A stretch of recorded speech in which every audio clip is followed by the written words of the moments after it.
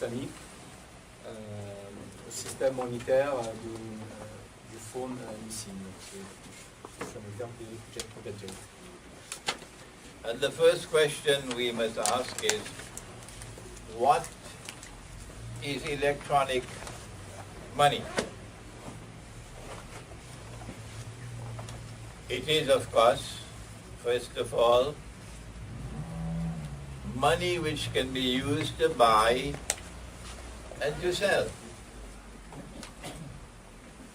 But we expect that it would be the only money that will be permitted to buy and to sell. And that without this money, you cannot buy, you cannot sell. Donc la première question qui doit être posée, ça concerne la monnaie électronique. Qu'est-ce qu'est la monnaie électronique? Donc la monnaie électronique, c'est un moyen d'achat et de vente, et il doit être unique, qui permet l'achat et la vente. It is also money with no intrinsic value. Valeur intrinsèque. Valeur intrinsèque. Yeah. No intrinsic value. And hence it is artificial money. It is money created by the modern West, Western civilization. And like paper money of the modern West, it cannot be redeemed in real money. Rather, it will be money which is created out of nothing. En fait, la monnaie électronique, c'est une monnaie sans valeur intrinsèque. Donc c'est une monnaie virtuelle, telle que la monnaie papier qu'on utilise aujourd'hui. Donc elle n'a pas de valeur, donc on ne peut pas la changer avec la vraie monnaie comme l'or ou bien l'argent. In Islam, we recognize that only Allah, the one God, can create out of nothing, ab novo. But the modern West will be creating money out of nothing, ab novo. It is therefore, first of all, bogus and fraudulent and haram. En islam, on reconnaît que Dieu qui peut créer à partir de rien, tel que la monnaie. C'est ce qui n'est pas le cas aujourd'hui. Les êtres humains aujourd'hui créent de l'argent quand ils veulent. Et donc, de cette conclusion, on dit que cet argent, l'argent électronique, elle est haram et elle est frauduleuse. The only way that money, which is bogus and fraudulent and haram, can survive is if it is not challenged by real money. In order, therefore, to protect the bogus and fraudulent money from being challenged by real money, they prohibit the use of real money, which is gold and silver. Et afin de préserver l'utilisation de la monnaie électronique, ce qu'ils ont fait, ils ont interdit l'utilisation l'utilisation de la monnaie de Dieu, qui est l'argent et l'or. Et ils ont donc interdit l'échange entre l'argent électronique et l'argent de Dieu. Every Jew, every Christian, every Hindu would agree with the viewpoint of Islam that the Lord God, the one God, has permitted us to use gold and silver as money. The gold coin being called a dinar and a silver coin being called a dirham, but you have other names as well. If the Lord God permits something and you prohibit what He has permitted, then in Islam that is called a sin of shirk. Perhaps it can be translated as blasphemy. Donc chaque musulman, chrétien ou juif reconnaît que la monnaie de Dieu, c'est dinar et dirham. Donc on peut dire que c'est l'or ou l'argent. Et donc c'est la seule monnaie qui est permise dans l'islam. Et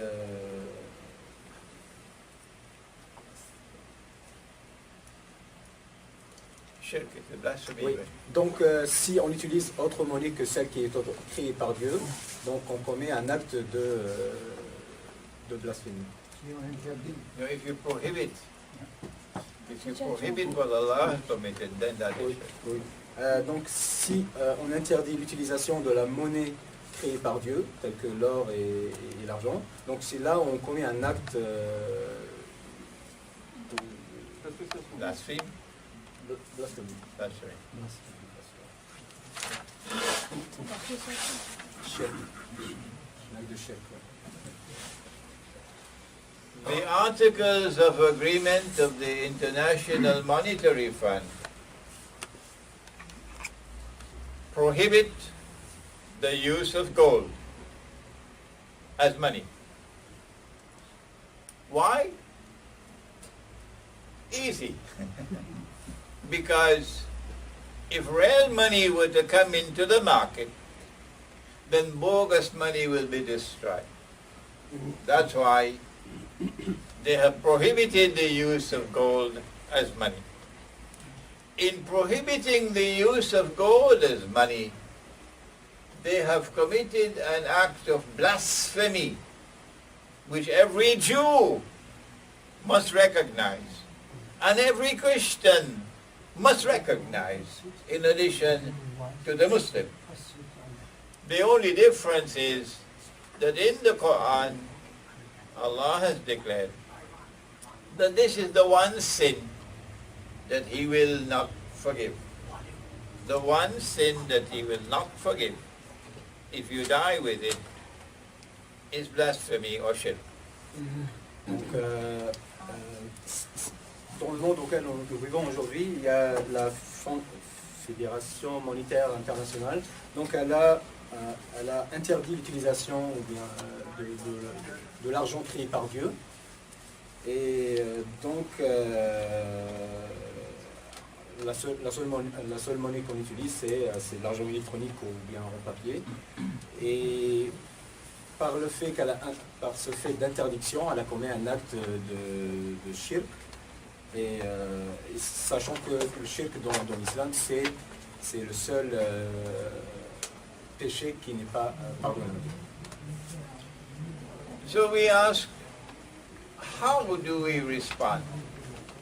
Those who worship the one God, how do we respond to this challenge of the prohibition of the use of money that the Lord God has permitted, so that bogus money can be replaced the real money? How do we respond? However, there is more to the subject than that. The money which is created out of nothing, whether it be paper, or electronic. Also functions as a vehicle of riba, which is translated as usury. It is a vehicle for usury or riba, since it delivers an unjust benefit or gain when you use that money, those who created the money. When they use the money, they get an unjust benefit or gain, which qualifies as riba or usury. Donc la question que nous posons, c'est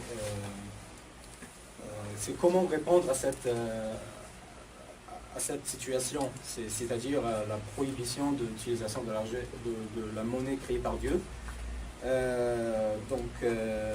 y a encore l'argent qui est utilisé aujourd'hui, que ce soit électronique ou en papier, c'est-à-dire créé à partir de rien. Elle encourage l'acte qu'on appelle riba. Donc, je ne sais pas comment on l'appelle en français. Usury. What then is riba or usury? And how do we respond to it? It is important for us to remember that the very last revelation to come down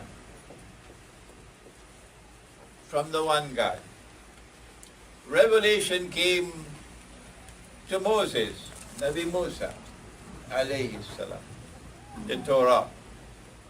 Revelation came to Jesus, Nabi Isa, alayhi salam, the Gospel, the Injil.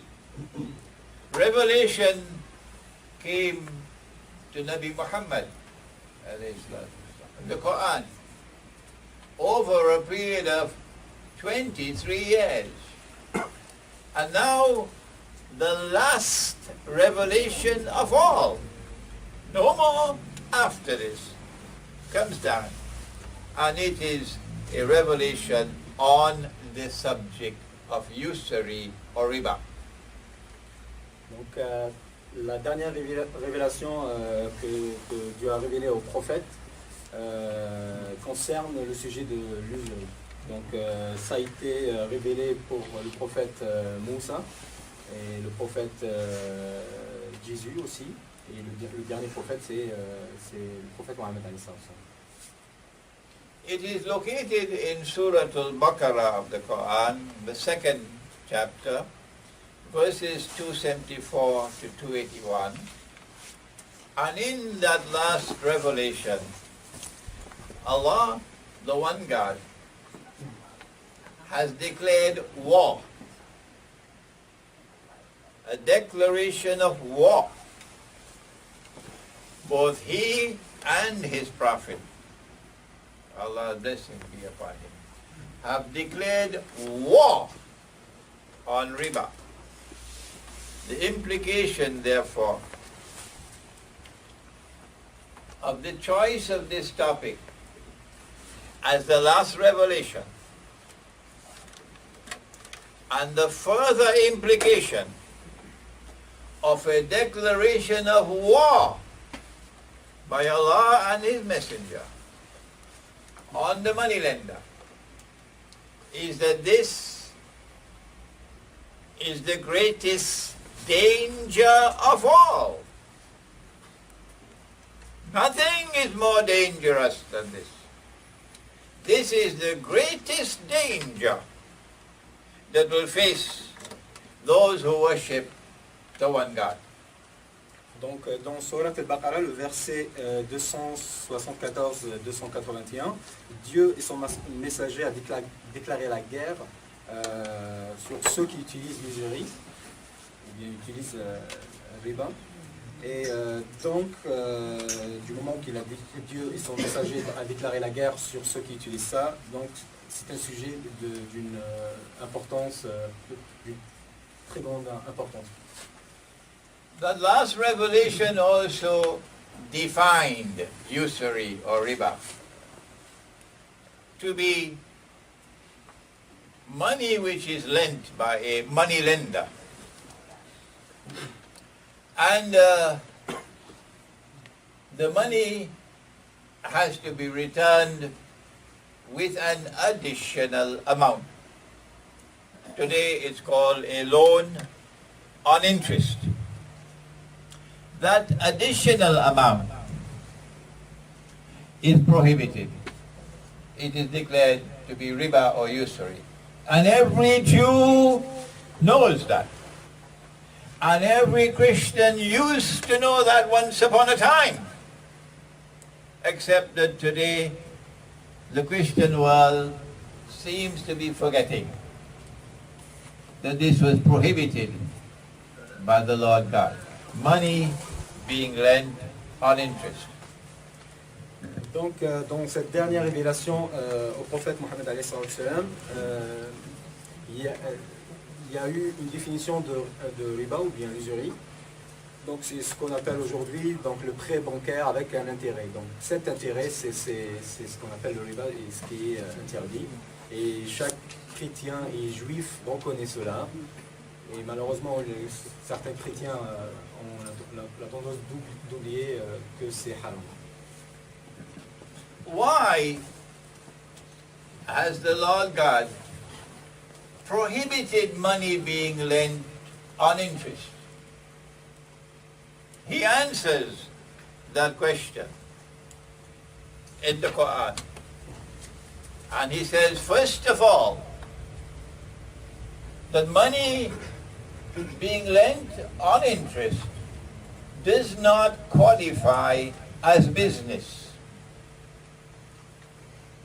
Money being lent on interest, therefore, corrupts and destroys the free and the fair market. Donc la question qui se pose, c'est pourquoi Dieu a interdit d'accepter les intérêts. Donc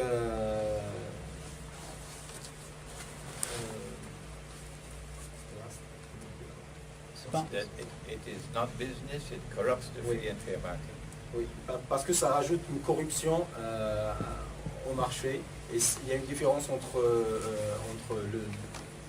l'achat et la vente et c'est-à-dire le prêt avec intérêt. Et ça corrompt un marché honnête et équitable. Ça corrompt le marché pour qu'il ne soit pas équitable et honnête. No, you say. Ça corrompt le marché honnête et équitable. Si ça ne devient plus un marché équitable et honnête. Donc voilà, ça empêche le marché d'être honnête et équitable. When money is lent on interest,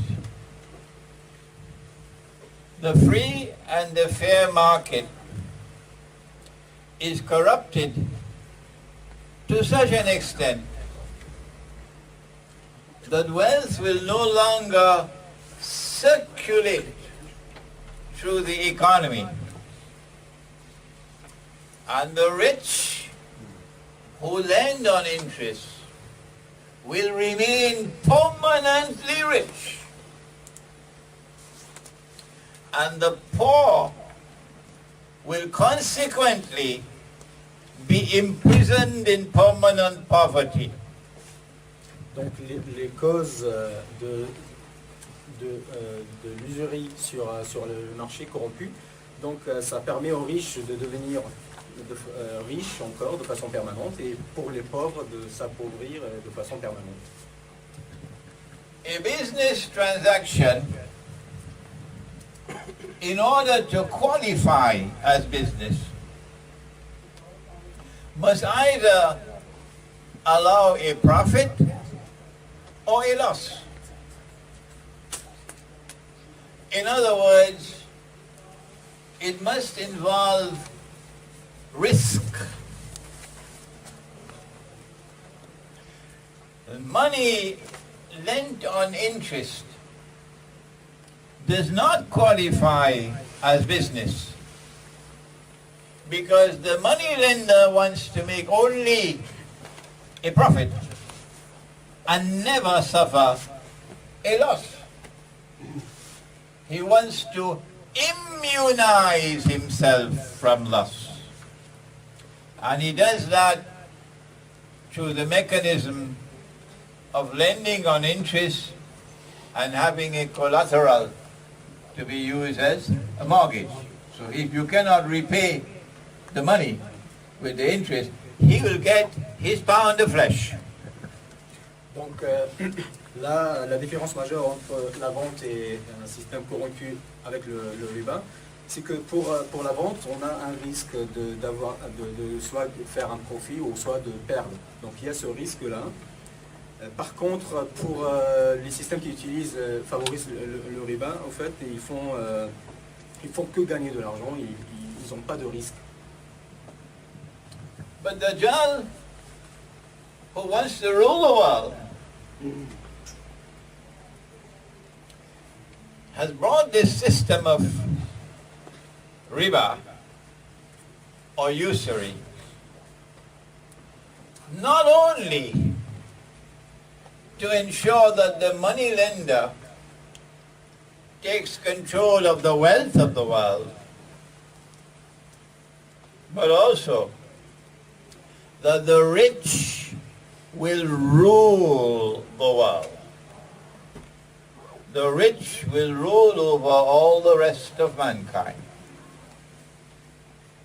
Donc, il y a Dajjal qui veut gouverner. Le principal objectif de Dajjal, il veut gouverner le monde. C'est pour cette raison il nous a ramené ce système de riba. Donc les gens qui prêtent de l'argent avec l'intérêt, en considérant l'intérêt, ils ont deux objectifs, c'est de contrôler l'argent, et le deuxième point, c'est de devenir riche. The Qur'an explains why the money lender is prohibited from lending on interest. And the first answer is, lending money on interest is not business. Rather, it corrupts the market, and it leads to the rich becoming permanently rich and the poor permanently poor, so that eventually the rich will rule the world. Now, the Quran has given a second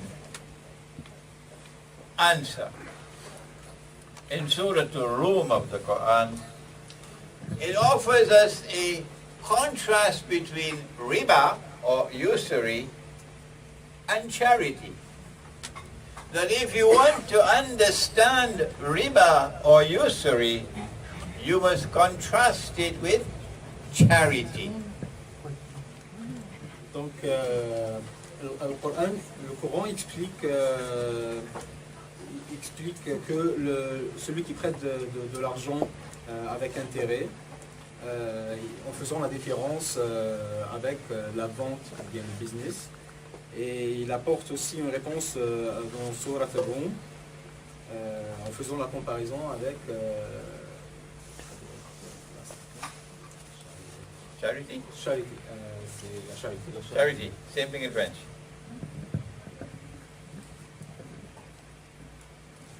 What is the contrast between usury or riba and charity? What lesson do we learn? Answer: an act of charity would be defined as to give and to take nothing in return. That's charity. To give and to take nothing in return. Riba or usury is the opposite of that. The money lender takes and gives nothing in return. And Allah subhanahu wa ta'ala in the Quran offers us this contrast to teach us and to explain to us why it is prohibited. Donc là, la différence majeure entre la charité et le système de riba. Donc pour la charité, on prête de l'argent sans avoir de retour, et pour le riba, on prête de l'argent avec ce qu'on appelle les intérêts. It is similar to ripping off people. The American expression is a beautiful expression. To rip off someone is an act of riba. And it can be defined a little bit more elegantly as a transaction which is based on deception, which yields or gives a profit or a gain to which one is not justly entitled. The popular way is a rip-off. The more elegant way is a transaction which is based on deception, which yields a profit or a gain to which one is not justly entitled. The Torah says, "Thou shalt not steal." This is theft. Pour le système qui favorise l'utilisation du riba, il est facile de tirer profit de ces personnes. C'est la traduction que j'ai trouvée pour le mot rip-off. Donc c'est une transaction avec déception. Donc il n'y a pas un contentement, il y a une déception. The difference between an ordinary act of stealing and riba, or usury, is that the punishment for stealing is cut off the hand. You will not cut off the hand for someone who steals a mango. No. You will not cut off the hand of someone who steals because his children have no food to eat. But if you are the Prime Minister of Pakistan and you are multi-millionaire and you steal, which is what the Supreme Court of Pakistan is now accusing you of, answer, you cut off the hand. That is the punishment for stealing. But for riba, the punishment is more than stealing. It is a declaration of war from Allah and His Messenger for riba in this form. Donc la différence entre le vol et l'utilisation du riba, c'est que le châtiment du vol, dans le Coran, c'est de couper la main. Et là, effectivement, on ne parle pas de celui qui veut couper la main de celui qui vole pour manger. Et par contre, s'il y a quelqu'un de très important qui a de l'argent, bien sûr que la loi s'applique sur lui. Ce qui n'est pas le cas dans le châtiment de riba. Donc Dieu et son prophète a déclaré la guerre sur cette personne. The Prophet, Allah's blessing be upon him, said, if you meet a man coming to the market to sell his goods, a truckload of apples, and you buy his goods from him before he enters the market. And when he enters the market, he then discovers he could have gotten a better price in the market. The Prophet said, Allah's blessing be upon him, this is riba, because you exploited his ignorance of the market price to rip him off. you got a profit or a gain through deception to which you were not justly entitled. That is riba or usury. Donc le prophète alayhi salam a dit que si quelqu'un rentre au marché et qu'il a un produit à vendre, et si jamais la personne achète ce produit sans que la personne sache son prix sur le marché, et la différence qu'il gagne, c'est du riba, et parce que il a commis un achat avec déception. Il n'était pas honnête avec la personne.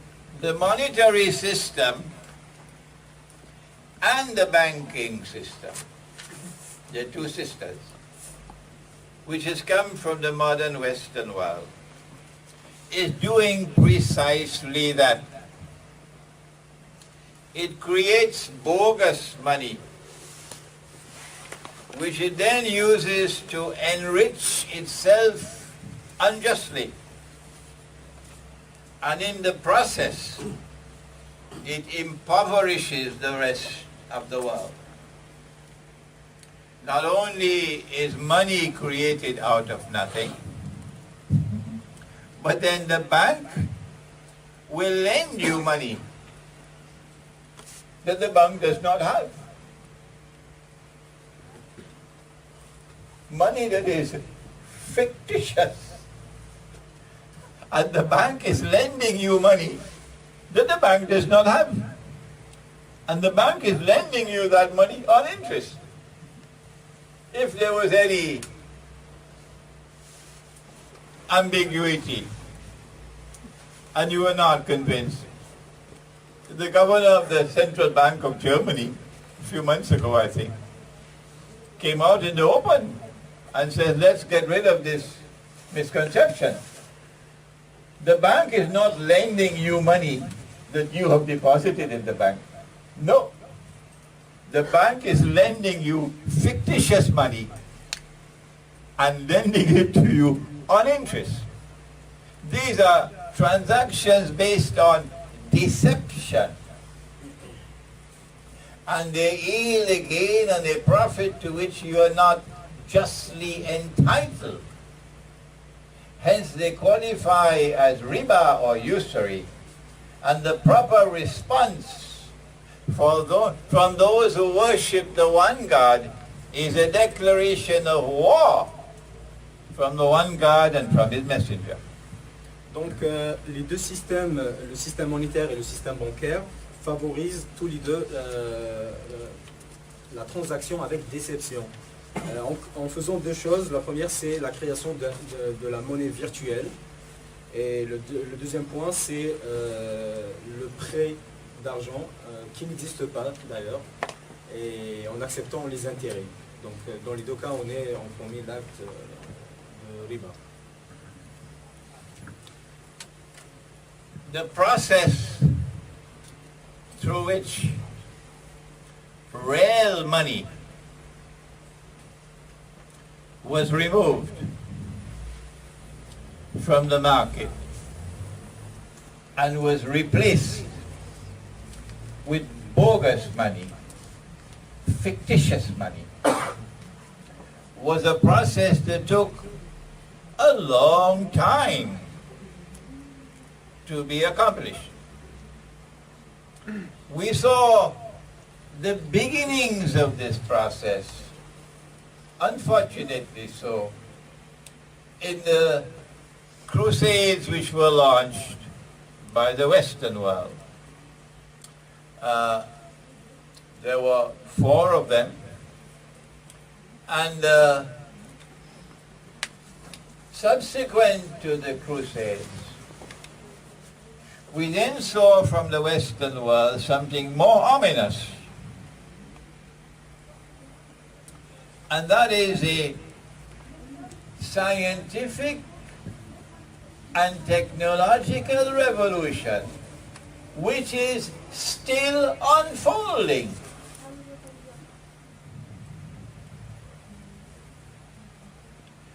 And which is like nothing has ever occurred in history like this. Absolutely absolutely unique, and which delivered to the Western world two things in particular.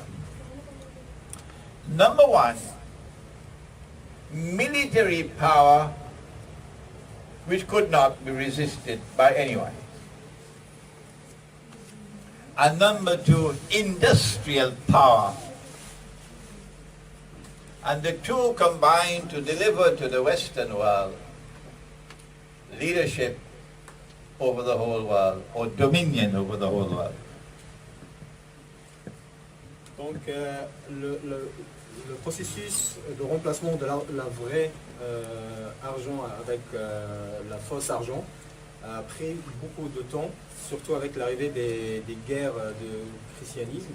Croisades. Et la cause de ces croisades a eu la révolution numérique et scientifique, qui ont permis une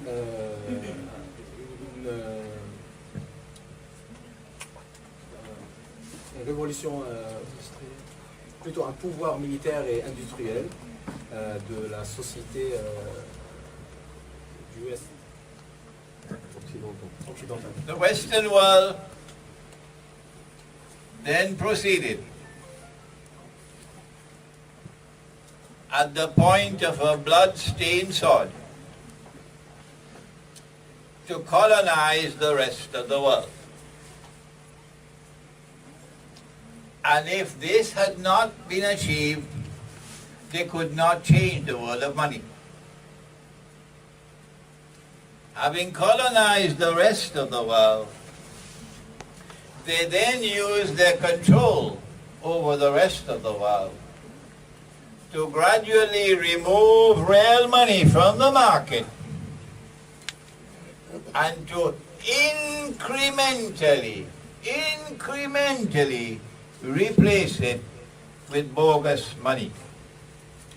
Donc, par conséquent de ces colonisations qui ont été effectuées partout dans le monde, donc ça a mené à deux points importants. C'est la suppression du système, du vrai système monétaire, et le remplacer par un système qui favorise leur intérêt. By the time of the Second World War, in 1944, the Western world was ready to institutionalize the new money in the form of a monetary system. At Bretton Woods, which would be based upon bogus money, fictitious money, haram money. Donc à la fin de la Deuxième Guerre mondiale, c'est-à-dire en 1944, donc le monde occidental a profité dans la conférence Bretton Woods d'installer et de proposer un système monétaire qui l'arrange. I was actually surprised when I learned that at Bretton Woods, Britain wanted to have a monetary system with only one paper currency for the whole world. And then the United States of America said, hold it, not so fast. You don't want them to see the face of the snake, huh? So Bretton Woods emerged not with one paper money, but with hundreds of different paper currencies. Donc j'ai été étonné à la conférence de Bretton Woods, c'est que les Britanniques ont voulu imposer un système monétaire pour le monde entier, et là où les États-Unis été étonné un peu de cela et donc il y avait la conséquence de plusieurs propositions du système monétaire. Instead of one currency, one paper money for all of mankind, with Britain wanting, the United States said, no, we will have several different kinds of paper money instead of one currency. Donc les Britanniques ont proposé un seul système monétaire pour le monde entier et les États-Unis ont proposé différents systèmes monétaires pour différentes parts dans le monde. The second thing that came out of Bretton Woods, however, and Britain didn't like it, of course, was that in this monetary system of paper money, the US dollar would rule the world of money. It would be the international currency. Donc le deuxième point qui a été tiré de cette conférence, c'est que les Britanniques ont accepté que dans le système monétaire, le dollar soit utilisé comme la monnaie de référence. The change in 1944 from a world in which the sterling pound ruled the world of paper money to one in which the US dollar will replace the sterling pound as the international currency,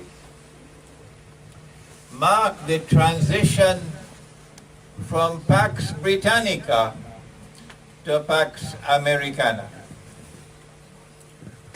Donc, le changement en 1944 a eu pour conséquence de la convergence, ou bien la conversion de la monnaie britannique. Voilà, le livre sterling vers le dollar américain. Et donc on a assisté à un passage de la Pax Britannica ou bien la paix britannique vers Pax Americana.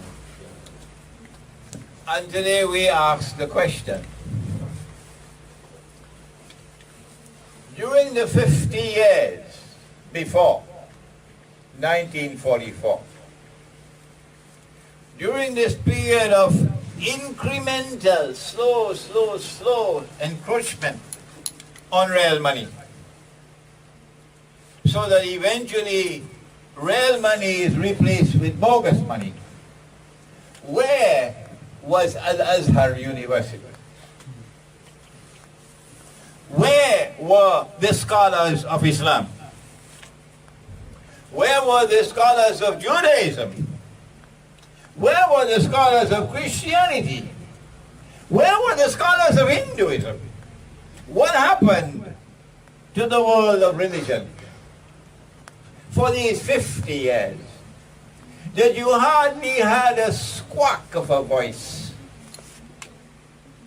protesting and challenging this ominous movement away from real money to bogus money. Donc on pose la question, c'est qu'au moment de ces changements de système monétaire, de livre sterling vers le dollar américain, on se pose la question où est-ce qu'ils étaient les savants du monde musulman, chrétien et autres, et indiens aussi. Donc on se pose la question, est-ce qu'ils étaient, qu'est-ce qu'ils faisaient. The Bretton Woods Accord collapsed in 1971 because of a man named General Charles de Gaulle, the last leader that France ever had.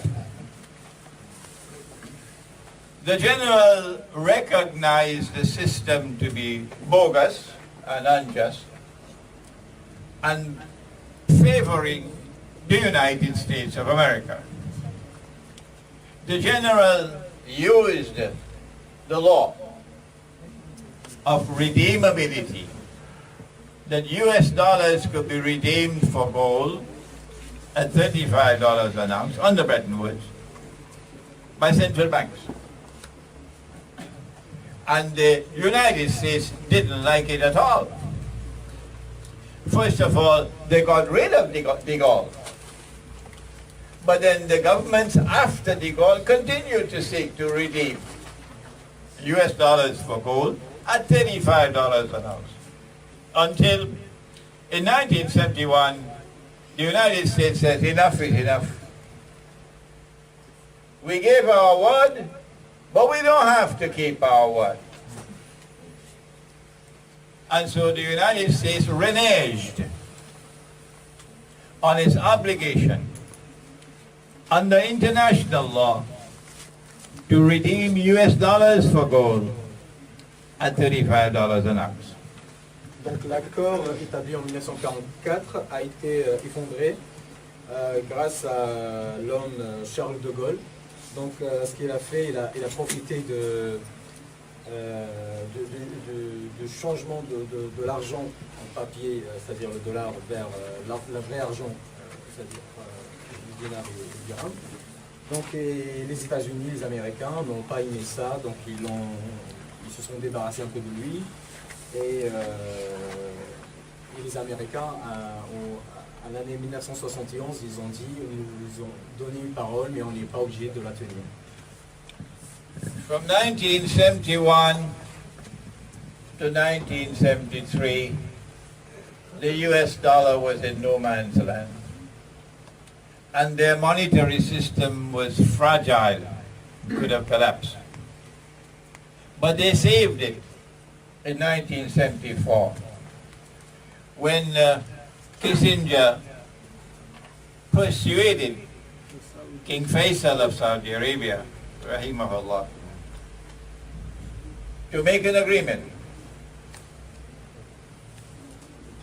that Saudi Arabia will not sell its oil other than for US dollars.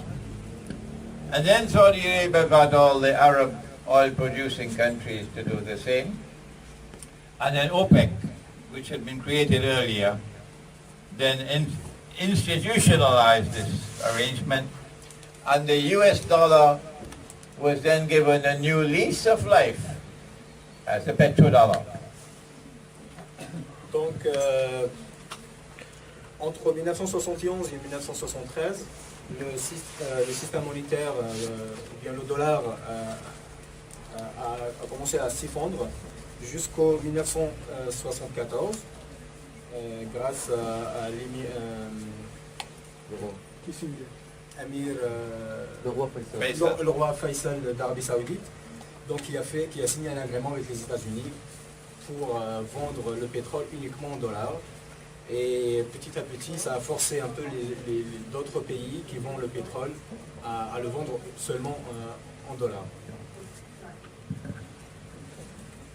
The birth of the petrodollar in 1974 and the petrodollar monetary system, which replaced Bretton Woods, was prophesied by Prophet Muhammad, Allah's blessings be upon him, who said in a hadith recorded in Sahih Bukhari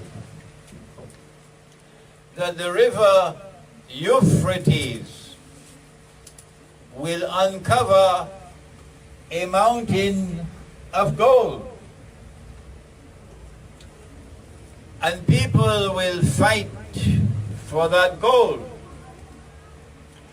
And 99 out of every 100 who fight for that mountain of gold would be killed. And no one knows. Each one will say, I will be the one who will survive. But those who worship the one God must not touch that gold. Donc la naissance du pétrodollar en 1974 a été devenue par le prophète Mohammed alayhi salam. Donc il a deviné que la rivière Euphrates, Le frat. l'Euphrate, donc il il a deviné qu'il va y avoir une montagne d'or et qu'il va y avoir une guerre où 99% ou bien 99 personnes parmi 100 personnes seront morts, auront périr de cette guerre.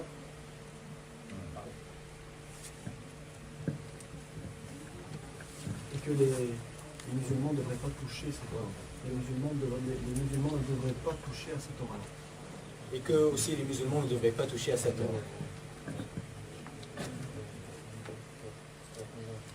The Protestant methodology, which is in Islam the Salafi methodology, insists that this must be understood literally, unless and until the Lord God or His Prophet have offered an interpretation. And since there is no ta'wil or interpretation, they are waiting for the mountain of the metal to come out from underneath the river. Donc la méthode utilisée par les protestants ou bien les salafis pour les musulmans. Methodology. Ouais, la méthodologie plutôt. Donc la méthodologie utilisée par les protestants ou bien les salafis pour les musulmans insiste que ce hadith soit interprété littéralement et donc ils sont toujours en train d'attendre la montagne d'or et qu'on n'a pas le droit d'interpréter ce hadith. We say, who uphold the priority of the spiritual life, that no, this is religious symbolism, and that when King Faisal agreed to sell oil for only US dollars, the US dollar is no longer backed by gold, it is now backed by oil. And so, our ta'wil or interpretation of the hadith is that in 1974, an ocean of oil underneath the river began to function as a mountain of gold. And the prophecy of the blessed prophet was fulfilled.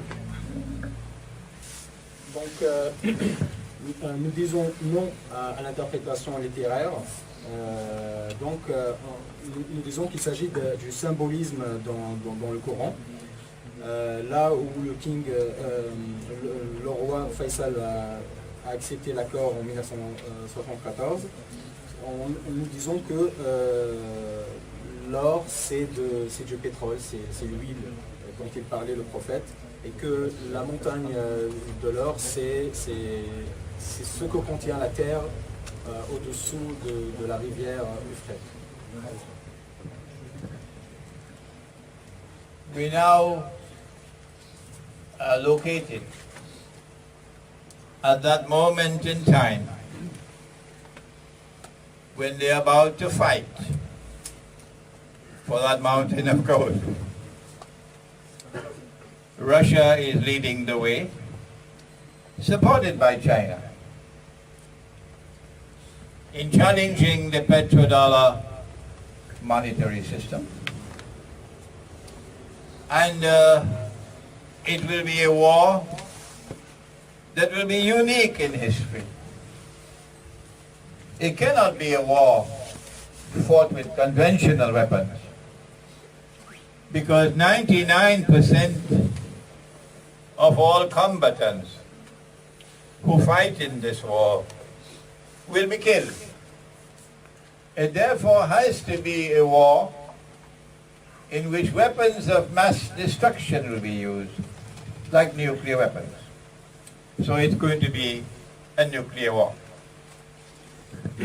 Nous sommes donc en effet localisés au moment de la guerre dont le prophète nous a parlé. Donc, concernant la montagne de l'or, et la Russie est en train d'anticiper dans cette guerre en proposant un autre système qui est en concurrence au dollar. Et donc c'est cette guerre où 99 personnes vont être mortes, c'est-à-dire d'autres systèmes ou bien d'autres armes vont être utilisées telles que les armes nucléaires. In other words, Armageddon, or the Great War, which is coming, is not going to be fought over Syria or ISIS or Ukraine. The Great War is being fought by those who want to control the world of money. Autrement dit, l'Armageddon, ou bien la Grande Guerre, n'est pas venue, mais elle a été provoquée par ceux qui veulent gouverner le monde. And now, before we end this first segment, we ask again, politely so, and yet with tears in our heart and tears in our eyes. For it's better to have tears than to hurl abuses against them. Where were the scholars of Islam? Where are the scholars of Judaism? Where are the scholars of Christianity? Where are the scholars of Hinduism? What's wrong with the world of religion? That you cannot hear a voice as we now proceed to yet another more advanced stage after the nuclear war in this continuing effort to rule the world by ruling the world of money. Donc avant de finir le premier segment de ce séminaire, et avec des larmes aux yeux, nous posons la question encore, où sont les savants chrétiens, où sont les savants musulmans, et où sont les savants juifs face à cette situation. Donc voilà, il reste une question de temps, et on demande où est-ce qu'ils sont. We will now stop for a little while so that 1 hour is completed, and we'll commence again, inshallah, after a few minutes.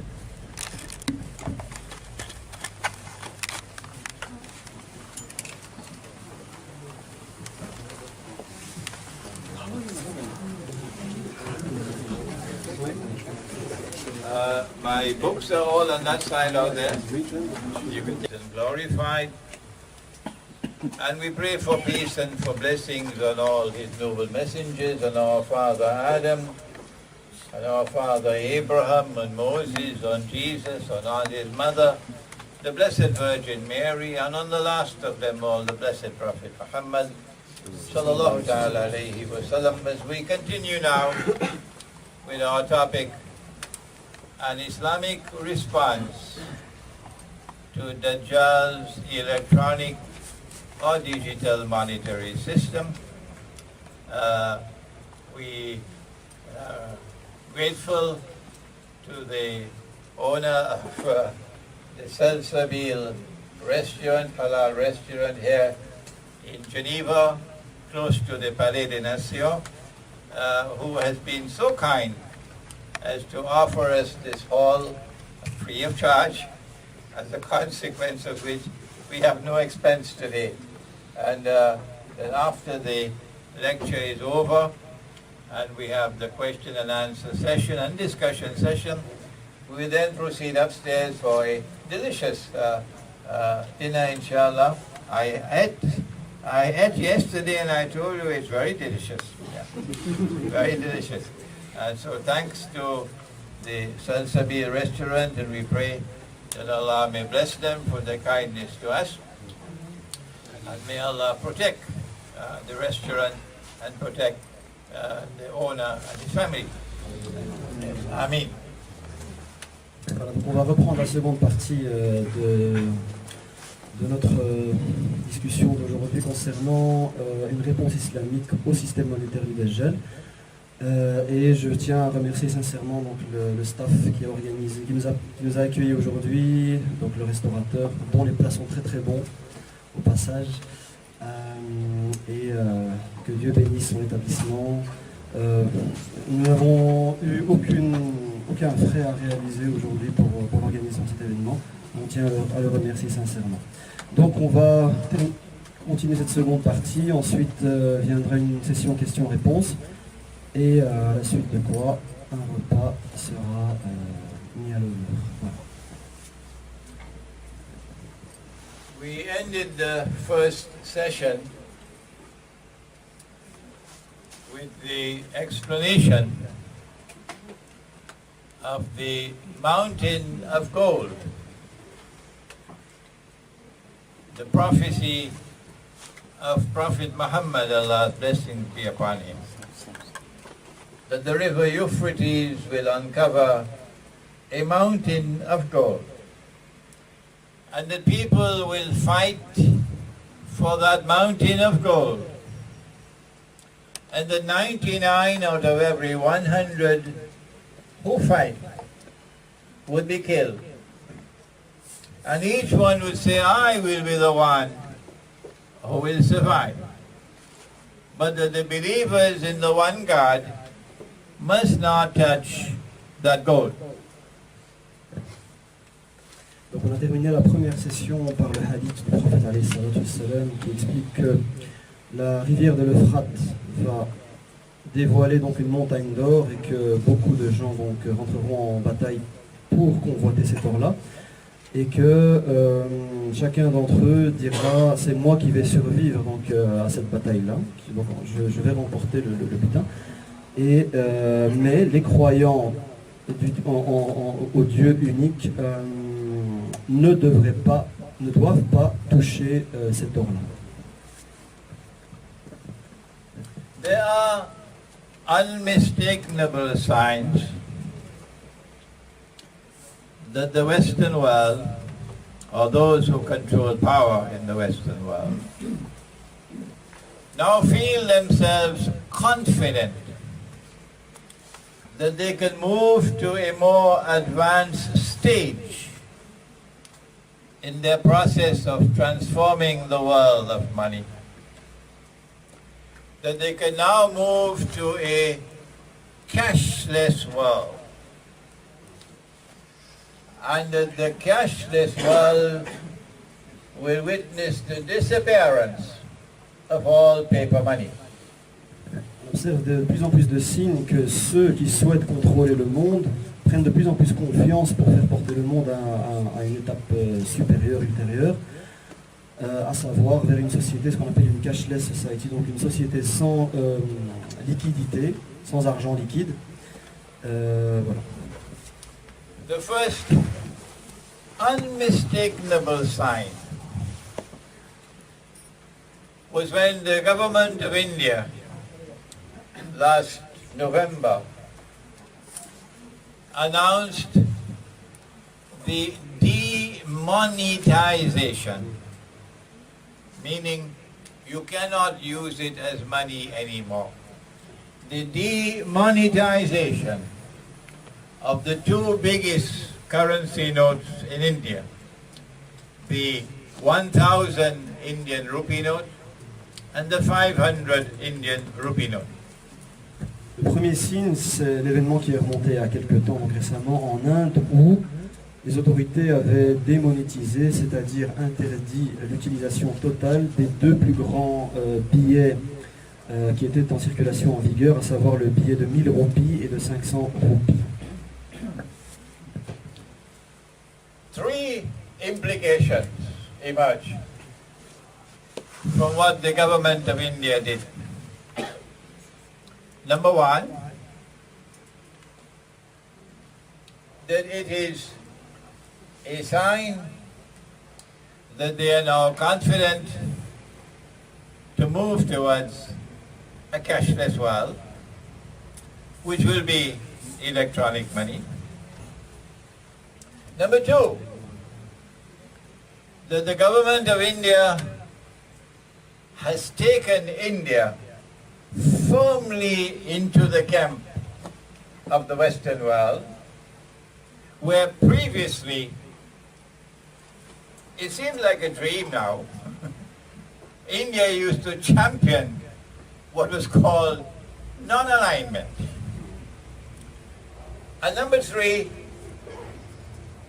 that the government of India has betrayed the Hindu religion.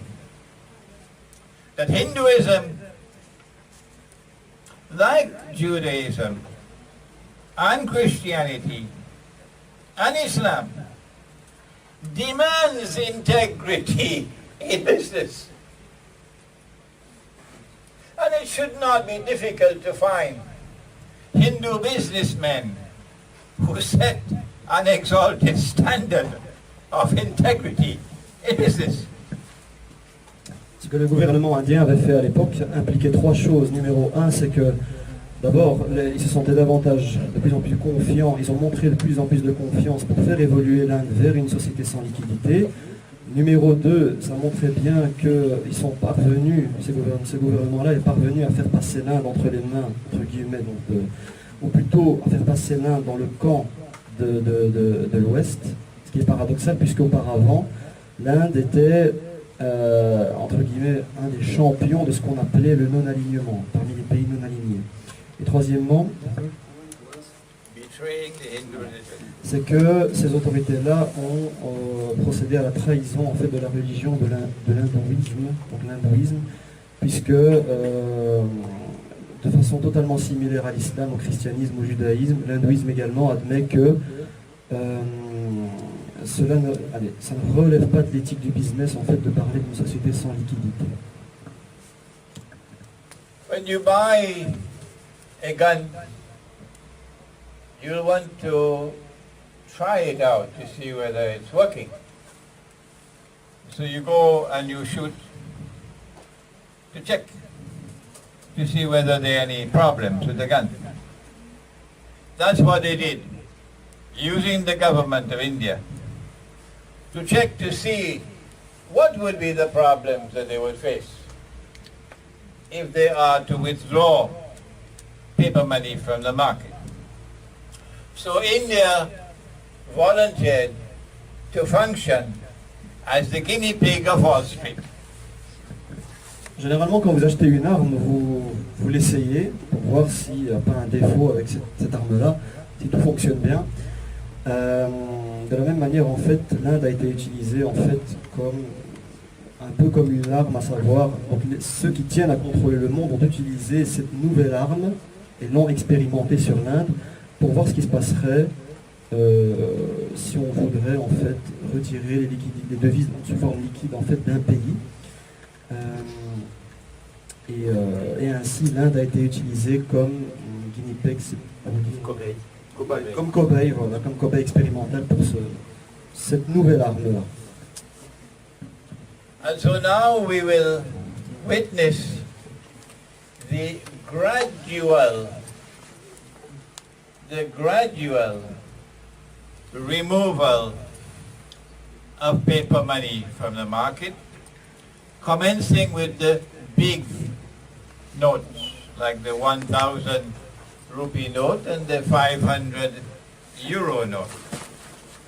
Because I'm going to use a technical term now, the modus operandi, the method by which they operate. The modus operandi in this process is to always function in such a way that the change is very, very small at a time. Incremental change, like a termite eating at the bottom of a stick. Like a termite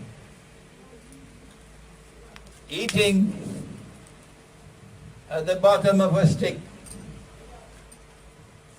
And when the termite has eaten enough, the stick will lose its balance, and then there will be a collapse.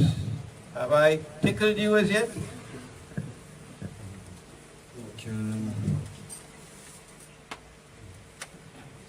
Ici, c'est pour dire en fait que on voit en fait qu'il y a un processus incrémental, tout doucement, pour procéder au retrait des devises sous forme liquide en fait. Ça commence par les grands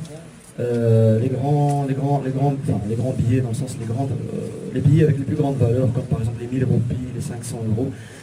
Et ça vous montre un petit peu ce qu'on appelle le mode opératoire de ce genre de personnes qui agissent ainsi, à savoir que ce mode opératoire doit être tel que les changements de ce type doivent être progressifs, tout doucement, slowly, donc étape par étape, tout doucement, un peu comme une termite qui ronge tout doucement, étape par étape, un bâton, jusqu'à ce que progressivement le bâton perde son équilibre et ça tombe. Voilà. J'espère que vous avez compris l'analogie. We now have to fast forward a little bit to ask what would be the implications at the end of this process when all paper money would be withdrawn, or to use the proper term, demonetized, and that the only money that can be used to buy and to sell would be plastic, functioning for electronic or digital money. What would be the implications for us?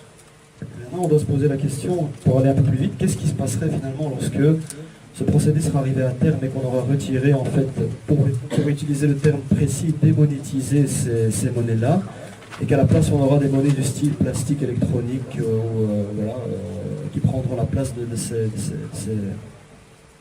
anciennes monnaies. Qu'est-ce qui va se passer?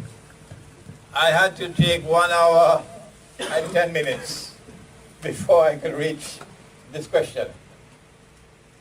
I could not ask the question without first offering you the background information that I did. I want to suggest an analogy. I used to say that the world today, for those who have eyes and which to see, and there are many, even with their PhDs, who have eyes and yet cannot see. Most of them, of course, in Parliament. There is the analogy of the world today as a ship which is sinking. And when it sinks, all on board will perish. And none can prevent the ship from sinking. None. And the only way you can survive is to get off the ship. But the captain is going to make it as difficult as he can for you to get off the ship. But if your heart is in the right place, and Allah, the one God, helps you, then you can get off the ship. Cette question, il m'a fallu 1 heure et 10 minutes pour être précis avant que je puisse vous la poser, parce que j'ai dû vous fournir l'ensemble des ingrédients, l'ensemble des informations, tout le support qu'il vous faut pour mieux pénétrer cette question. Je voudrais faire une analogie, en fait. Je voudrais suggérer une analogie, à savoir que les gens, en fait, qui sont en place, qui dirigent, qui prennent les grandes décisions, surtout au niveau parlementaire, cette situation est analogue à un navire qui est tout doucement en train de couler, et qui est condamné à couler, et pour lesquels,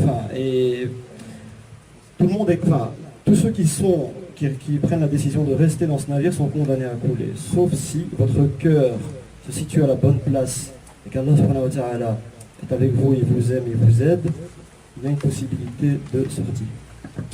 I want to offer now a second analogy. and that of a big, big fisherman. And he casts a net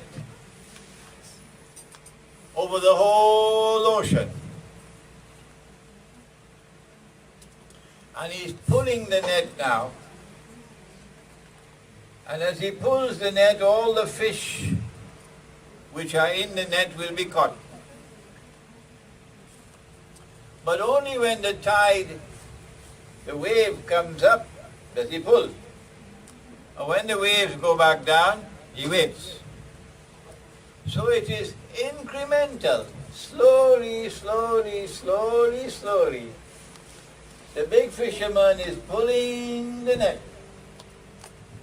And when that net reaches the shore, all the fish that are inside the net will be caught. And the only ones who will survive are the ones who are outside of the net. Une seconde analogie pour vous faire comprendre la situation, c'est un peu comme un grand pêcheur qui jette un immense filet au niveau de l'océan et qui, en fonction de la marée basse, marée haute, va selon les situations tirer ou laisser un petit peu le filet à sa guise afin d'attirer de plus en plus de poissons. Et alors, lorsque finalement on revient au rivage pour récolter un peu le tout, c'est comparable à la situation pour laquelle beaucoup de poissons ont été attrapés et les seuls survivants, les seuls poissons qui survivent dans ce genre de situation sont ceux qui en auront été épargnés, qui auront été sauvés de se faire attraper par le filet. The fish that are caught inside the net would be those who have been persuaded to put all their money in the banking system because of the threat that if you hold on to paper money, eventually you could only use it as wallpaper. So sensible people don't want to have money which can only be used as wallpaper. So sensible people will put all their money into the banking system, in a bank account. That's the fish inside the net. Why do they want you to put all your money in a bank account? C'est ça. Donc en fait ici, l'analogie du filet des poissons, c'est un peu comme la personne qui place en fait tous. Donc les poissons qui ont été attrapés dans le filet, ce sont tous les gens qui ont placé leur argent dans leur compte en banque.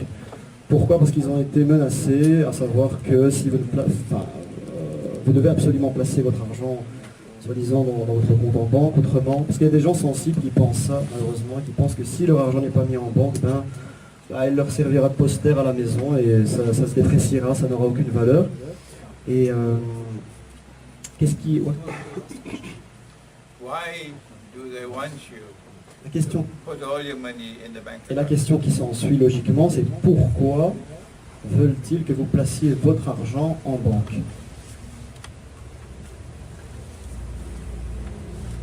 I tickled you just now with a stick and a termite. I want to be a little bit more elaborate now and give you some homework to do. Allah speaks in the Qur'an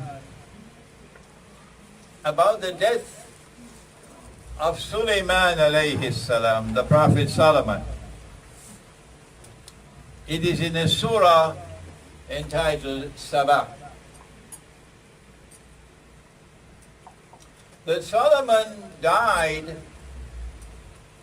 while sitting on his throne, holding on to his staff. And the jinn did not know that he was dead And they continued to work and to work and to work as he had assigned them to work.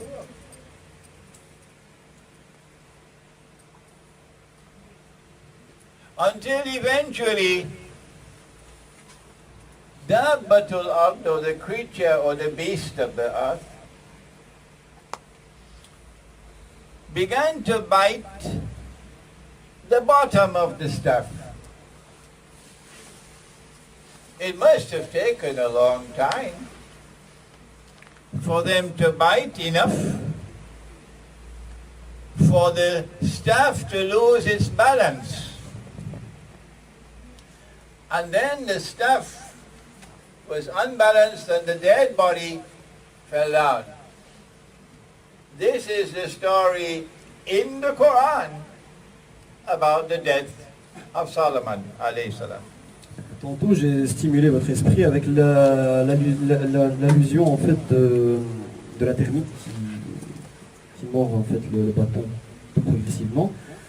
Dans le Qur'an, donc Allah subhanahu wa ta'ala parle dans Surat Saba du récit en fait du décès du prophète Sulayman alayhi salam, qui, comme vous le savez, donc son corps était appuyé sur un bâton qui se faisait ronger tout doucement, progressivement par des termites.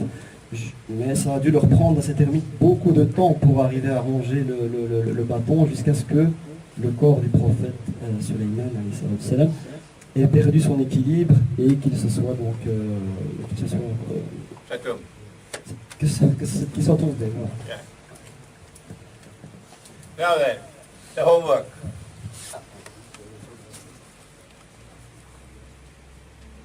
Solomon, Sulaiman alayhi salam, is a Nabi, a prophet. Number two, he is the head of state of the kingdom of Israel, the holy state of Israel. Number three, holy Israel is the ruling state in the world. There is no power in the whole world that can challenge or threaten the power of the holy state of Israel. So when such a man dies, and dies in this way, it's unforgettable. It will make news all over the world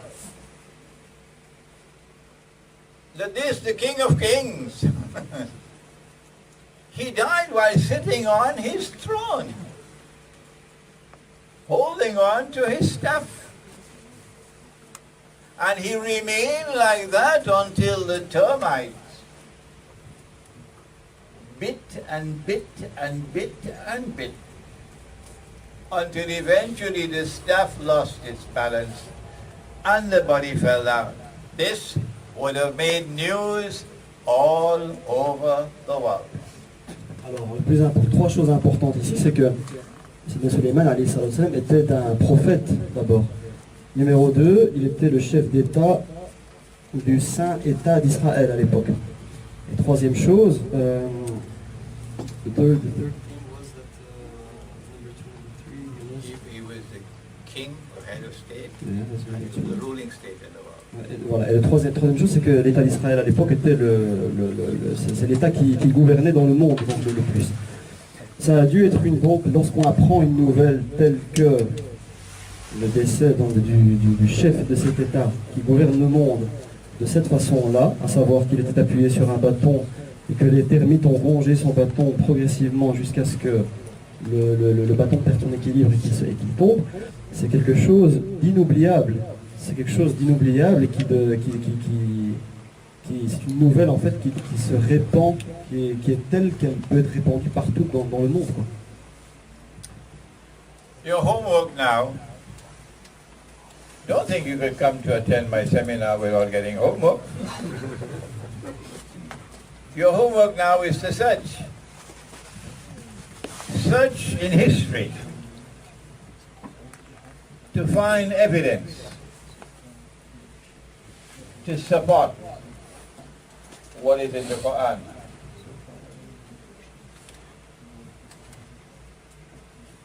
It must be there. Because of the reasons I told you. And so you will do this work for me. But then I want to proceed. If you cannot find any shred of evidence, nothing at all in the historical record, nothing at all to support what is in the Qur'an, what will be the implication? Either what is in the Qur'an is false, which means that this is not a book from the Lord God, or we are misunderstanding the event. Alors, ne croyez pas que vous êtes venu ici juste pour écouter, vous avez des devoirs à faire. Et ces devoirs-là, c'est de faire donc un travail de recherche, à savoir de rechercher en fait des preuves historiques que cet événement s'est bien déroulé en tant que fait historique. Normalement, on devrait y arriver, et si on ne parvient pas à en trouver, ça implique deux choses, soit que ce qui est raconté dans le Coran est faux, ou alors qu'il y a une sérieuse incompréhension de notre part de ce qui est relaté dans le Coran.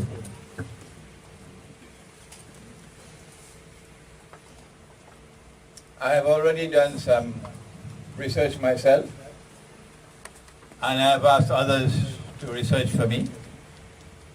And so far, we have found no evidence at all. None. In history. Not a shred of evidence in history to support our understanding of what is in the Qur'an. As a consequence of which, I am now suggesting to you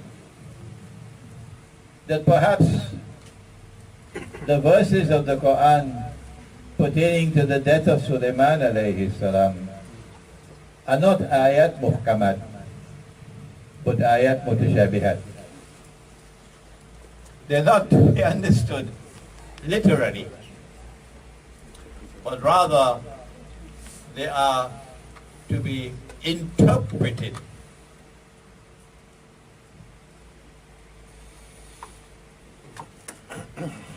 Alors à ce jour, moi j'ai effectué de mon côté des recherches. Je me suis renseigné auprès de personnes qui ont aussi effectué des recherches pour moi, et jusqu'à ce jour, il n'y a eu aucune preuve historique qui prouve en fait cet événement tel que nous le comprenons, en tout cas dans le Coran. Et du coup, je souhaiterais donc en fait suggérer que ces versets-là ne seraient pas des versets muhkamat, mais plutôt des versets mutashabihat, à savoir qu'ils ne devraient pas être interprétés de façon purement littérale, mais qui devraient être soumis à un procédé d'interprétation. Oui. The Quran is like the Bible, like the Torah, like the Hindu scriptures. That there are verses which are to be understood literally. This is ayat muhkamat.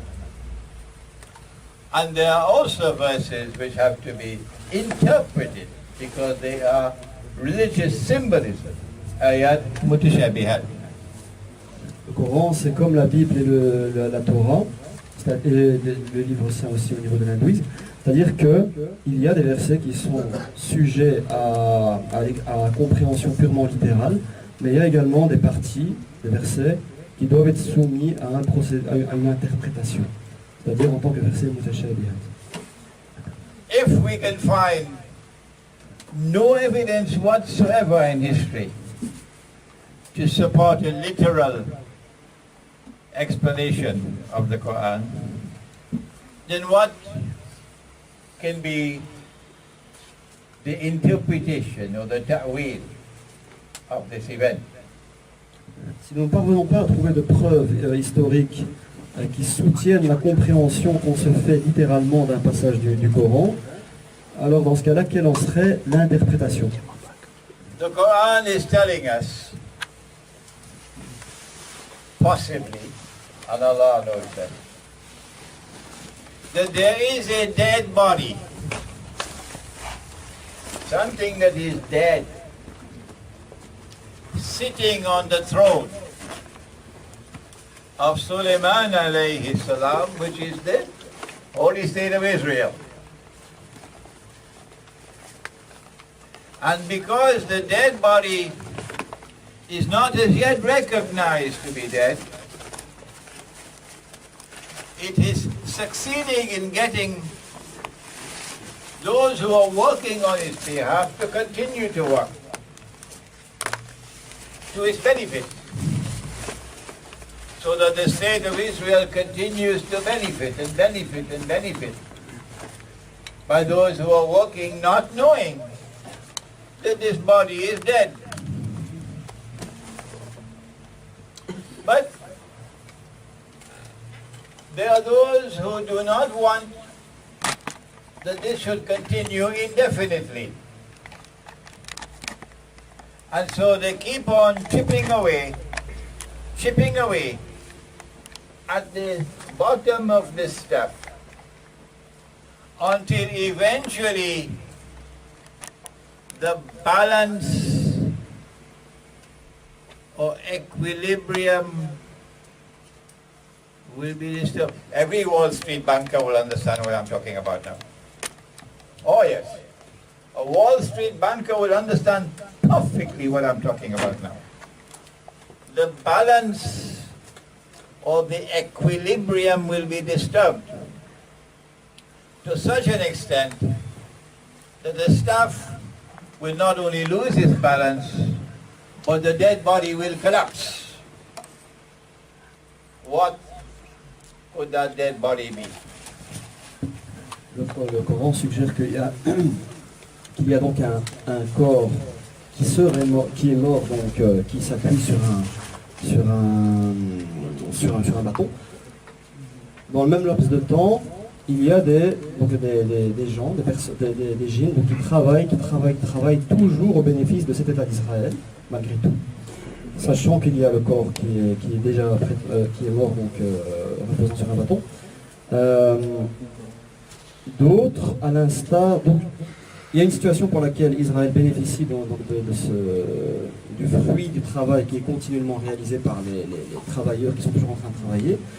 Et à côté de cela, d'autres peuvent ne pas accepter cette situation de bénéfice perpétuel et peuvent se mettre à ronger tout doucement donc le bâton sur lequel s'appuie le corps qui est décédé.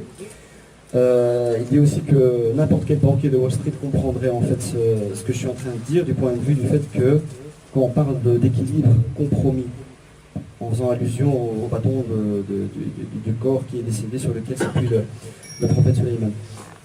Ici, on parle en fait de rupture de balance and the last element. Your last element.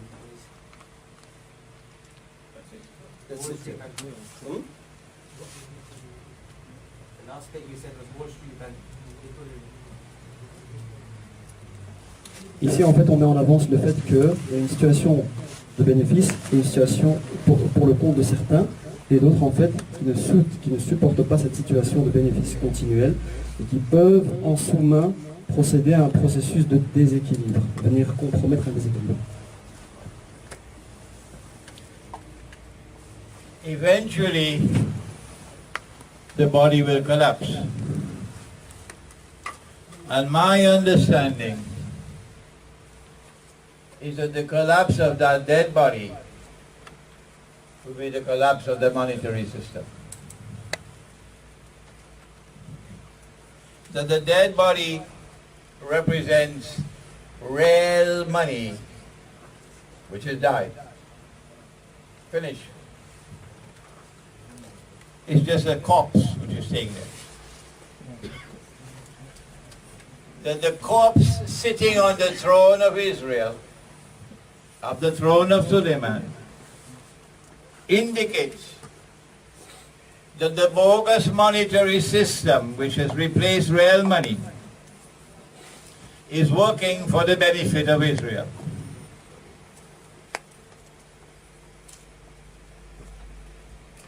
and that they did not want this to continue forever because there is a reason why they want the body to eventually collapse. Donc il suggère que le corps mort représenterait, par allusion, par analogie, l'argent réel qui est mort. Et qui donc, pour autant, continue encore à profiter d'une certaine façon à l'État d'Israël, puisqu'il y a des gens, il y a encore des travailleurs qui travaillent pour soutenir ce système-là, mais qu'à terme, la chute de ce corps mort correspondrait à la chute de cet argent réel qui est mort également, parce qu'il y en a qui veulent passer à une étape supérieure et qui ont besoin en fait de la chute de ce système monétaire qui est déjà mort, pour faire passer les choses à une étape supérieure. I want to first explain or share with you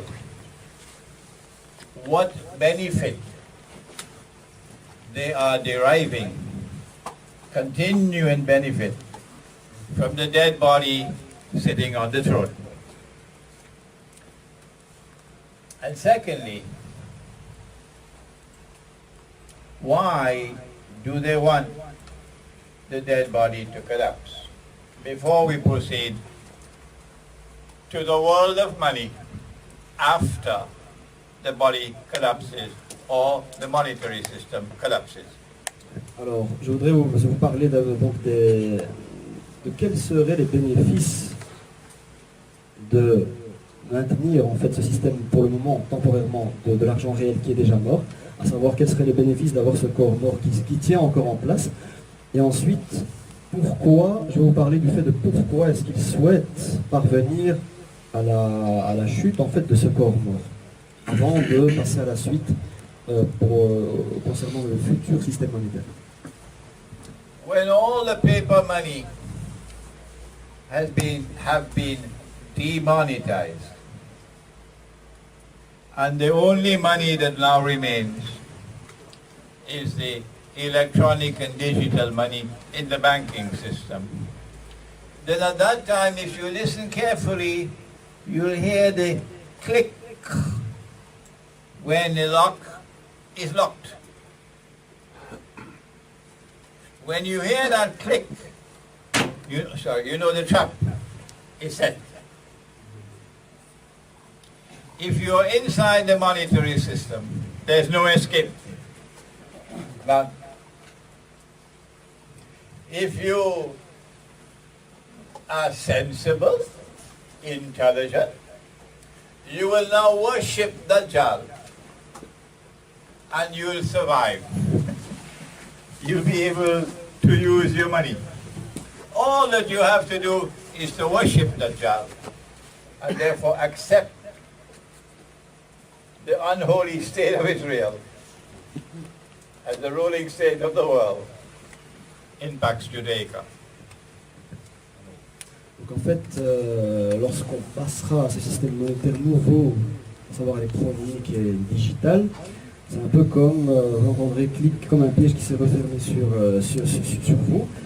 Ici, ce qu'il y a à savoir, c'est que si vous êtes, c'est ironique, hein, si vous êtes sensible et intelligent, vous vous mettrez à adorer le Dajjal et à accepter son nouveau système monétaire et à accepter aussi ce qui n'est pas l'état saint d'Israël. Voilà. If, however, you make the mistake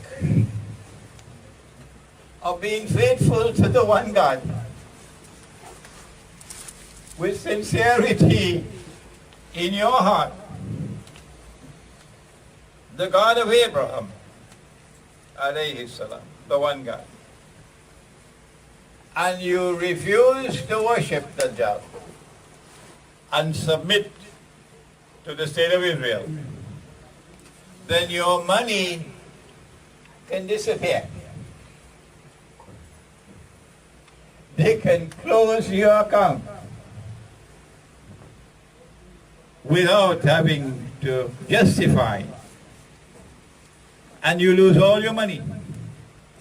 They can take money out of your account without your permission, that they've been doing already. And so once you are inside the system, the only way you can survive is if you betray the Lord God. Et si jamais vous faites l'erreur de rester fidèle au Dieu unique, le Dieu d'Ibrahim, et que vous refusez de vous soumettre au Dajjal, et que vous refusez d'accepter l'État d'Israël actuel, eh bien, votre argent est susceptible de disparaître. Ils peuvent le retirer à tout moment, ils peuvent vous le confisquer sans justification, sans permission, sans quoi que ce soit. And the last thing you say that The only way you can survive la seule façon par laquelle vous pouvez is to survivre, worship the Dajjal. dans cette situation-là, la seule solution avec laquelle on pourrait survivre serait d'adorer le Dajjal. Now then, why do they want the body to collapse? Answer.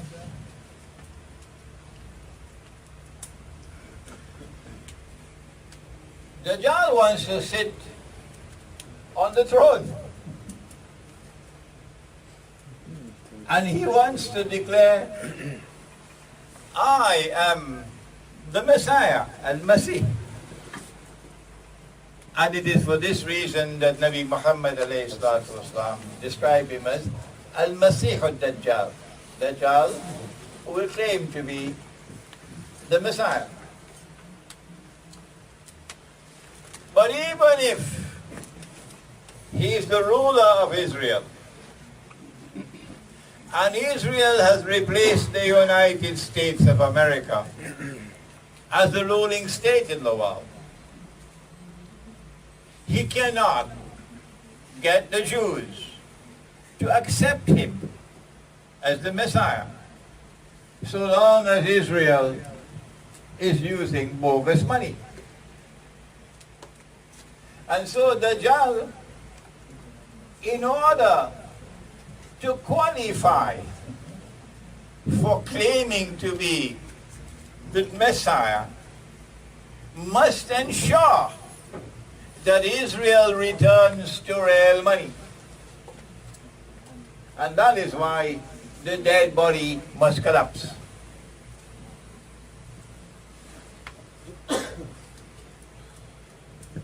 Pourquoi est-ce qu'on veut pourquoi ces gens-là veulent la chute de ce corps mort, de ce système monétaire? Parce que le Dajjal veut s'asseoir sur le trône, à la place de prendre le trône et se déclarer en tant que Messie, tel que ça a été. Mais le prophète l'a déclaré comme étant le faux Messie. Mais à supposer même qu'il parvienne à se faire légitimer, se faire passer aux yeux de l'opinion publique à cette époque-là comme étant le Messie. Il ne peut pas convaincre les Juifs de croire en lui, alors que le système monétaire qui est en vigueur est un système bidon. Donc pour cela, pour réussir à valider pour se légitimer donc en tant que Messie, il doit s'assurer qu'Israël n'utilise plus en tout cas un système monétaire bidon. Every Jew knows that paper money is not kosher. It's not halal. And that electronic money will not be kosher, not halal. Every Jew knows that. And so Israel will have to return to gold and silver as money. If Israel has to return to gold and silver as money, then Israel has to ensure that at that time Israel will have the largest store or reserves of gold in the world. Maybe that's why perhaps there are many who suspect that there is no gold left in Fort Knox. Donc ainsi, il faut pour que l'opération réussisse, il faut procéder à un retour en fait à un système basé sur l'or et l'argent. C'est la stratégie en tout cas du Messie déjà. Et par déduction logique, il faudrait que les réserves d'or et d'argent soient les plus élevées dans le monde pour pouvoir faire passer ce système monétaire en vigueur, pour le légitimer. C'est peut-être pour ça qu'on commence à suspecter de plus en plus qu'il n'y a plus assez d'or dans les réserves aux États-Unis à Fort Knox. I'm running out of time. I'm going to have to shortcut.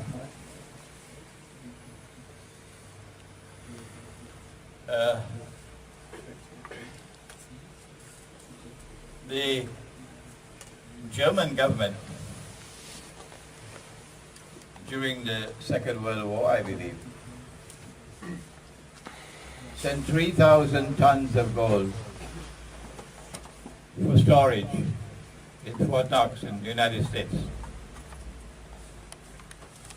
The German government, on the insistence of the German people, have since then been trying unsuccessfully to try to get the gold back. They can't get it back. So the German government said, allow us to at least send someone who can check and audit that the gold is there. The United States says, no, you can't even send someone to even check to see whether the gold is there.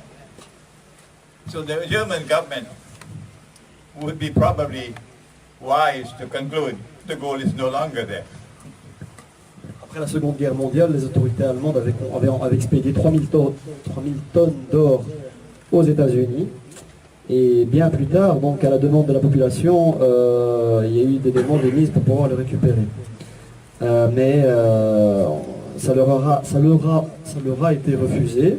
Et par la suite, les autorités allemandes ont demandé qu'au moins il puisse y avoir ne fût-ce qu'un audit qui puisse être effectué concernant la disponibilité des réserves d'or. Est-ce qu'elles sont toujours là ou pas?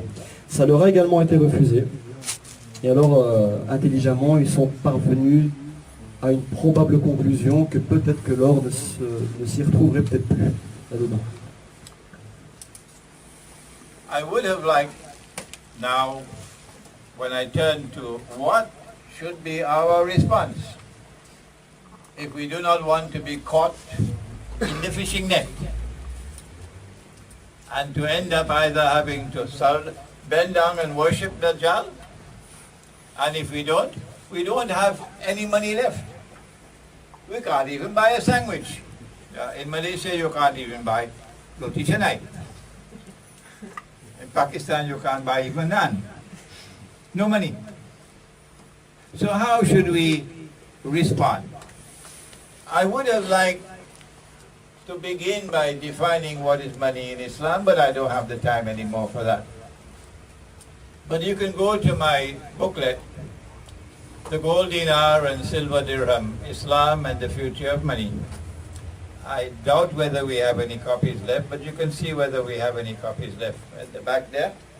And if we don't have any more copies, you can go to my website and download it. All my books are there. You can download them free of charge.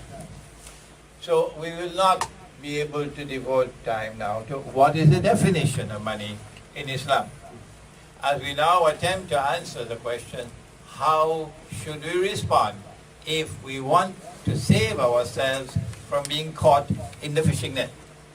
Quelle devrait être notre réponse? Je commence, on a de moins en moins de temps, mais on arrive à la fin. Mais quelle devrait être notre réponse pour éviter d'être pris dans le filet et de devoir être forcé d'adorer le Dajjal, de ne plus avoir d'argent, au point de ne plus pouvoir acheter un sandwich ou du roti canai. Je n'ai pas le temps ici d'introduire la définition de ce qu'est l'argent en islam, mais pour cela, vous pouvez vous référer à mon petit fascicule qui s'appelle The Golden Dinar, le dinar d'or et le dirham d'argent, Islam et le futur Islam et le futur de l'argent. S'il y a des copies, ok, s'il n'y en a pas, vous pourrez le télécharger en ligne, il n'y a aucun problème. Ici, on va plutôt se concentrer sur quelle devrait être notre réponse pour éviter de tomber dans ce piège-là. Number one, Surah Al-Kahf, the young men in the cave, 300 years. And after that, the money which they had could still be used to buy food. So this is money with intrinsic value. Number 2, Surah Al-Kahf. And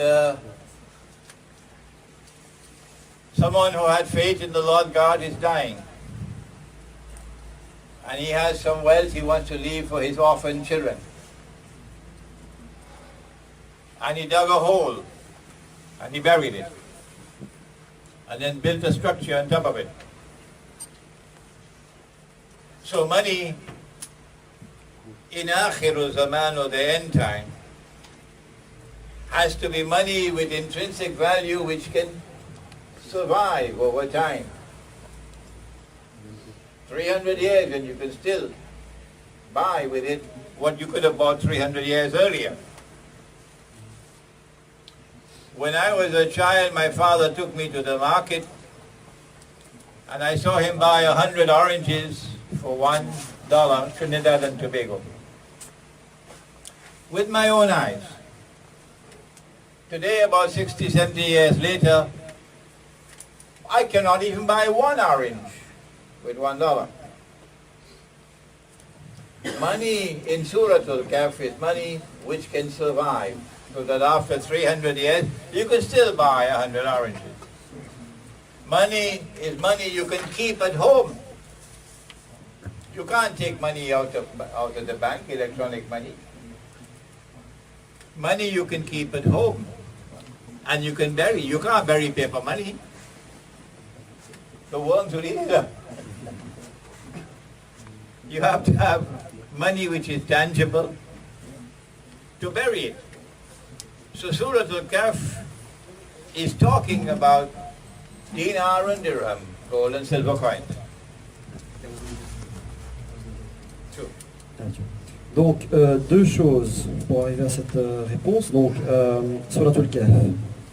Vous vous souvenez donc des personnes qui se sont réfugiées dans la caverne 300 ans. L'argent dont ils disposaient avant les 300 ans était toujours utilisable après les 300 ans. Pourquoi? Parce que c'était une monnaie qui avait une valeur intrinsèque, une valeur propre intérieure, qui était avec une durabilité, qui peut survivre les générations, qui peut perdurer. Toujours de numéro 2, deux éléments principaux pour cette réponse. Surat Al-Kahf également, le papa qui avait enterré de l'argent avec de la valeur intrinsèque pour ses enfants, pour les générations futures, pour les temps à venir, et qui avait mis une structure en place pour protéger cet argent-là. Ça vous donne également une idée en fait de ce qu'il faut faire, à savoir penser à l'argent qui est tangible, que l'on peut stocker, qui est durable, qui peut perdurer au fil du temps. J'ai une anecdote, c'est qu'une fois mon papa m'a pris au marché à l'époque, c'était il y a 60-70 ans de cela, et de mes yeux, je l'ai vu acheter 100 oranges pour $1 à Trinité Tobago. Et maintenant, je ne peux même pas acheter avec $1 une seule orange. Ça vous donne donc une idée de l'importance d'avoir de l'argent tangible avec valeur intrinsèque qui peut perdurer au-delà du temps. So the first response is to return to dinar and dirham. And when there is a scarcity of dinar and dirham, you know you can use articles of food consumption. But I don't have the time to explain that now. Number 2. Surah Al-Kahf of the Qur'an guides us to withdraw from the cities. Withdraw to the remote countryside with your wives, with your children, and live in a community. And in that community you build a market where you'd use real money. Otherwise, you can't buy and you can't sell tomorrow other than with electronic money.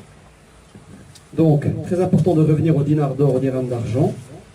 Et si on devait être en manque de dinar d'or, de dirham d'argent, il est toujours possible d'échanger avec des articles de consommation, comme la nourriture, etc.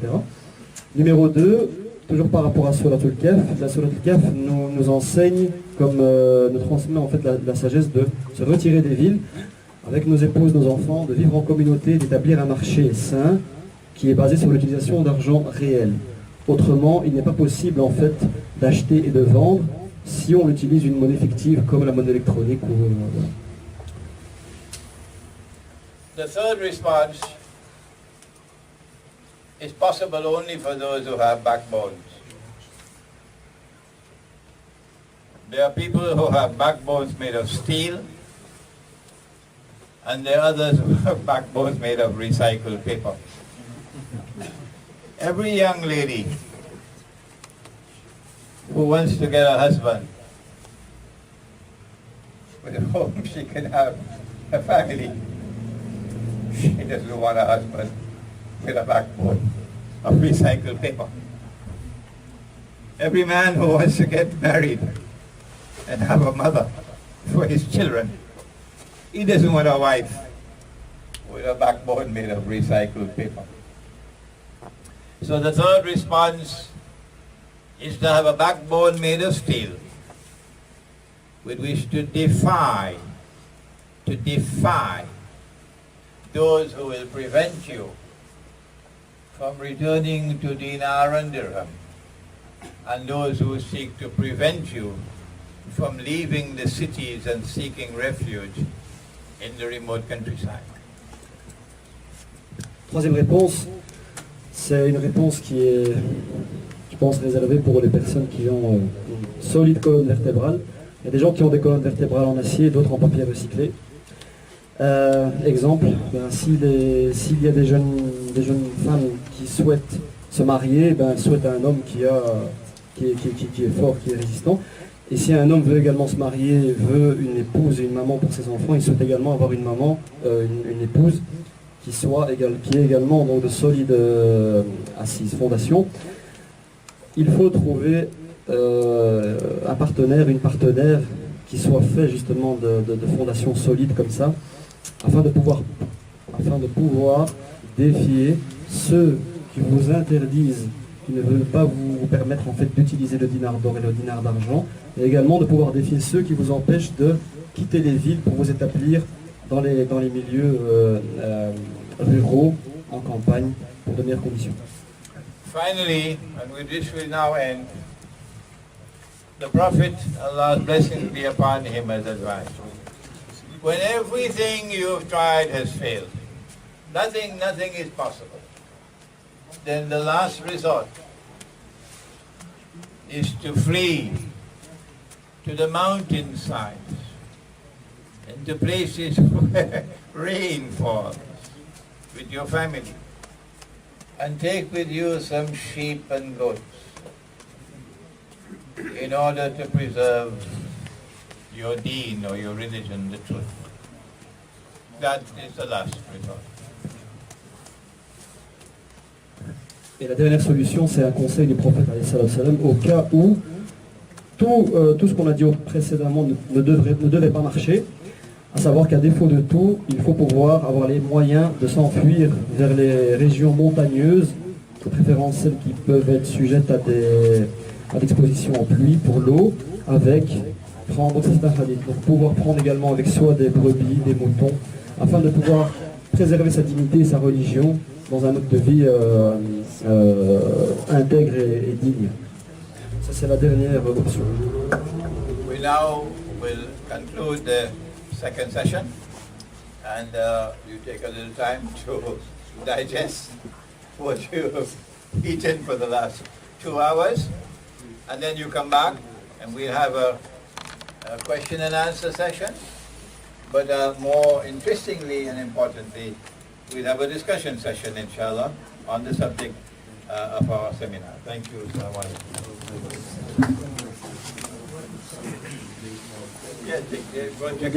Voilà, c'est un moment où on a conclu cette seconde session, on effectue une pause, et ensuite, à la suite de quand vous pourrez revenir pour avoir une session questions-réponses.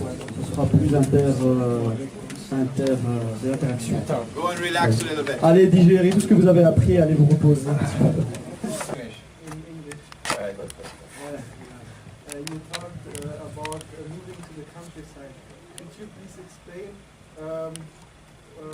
what you mean by it? Is it possible to move like in the Western countries to the countryside, or does it have to be like Turkey or Malaysia or?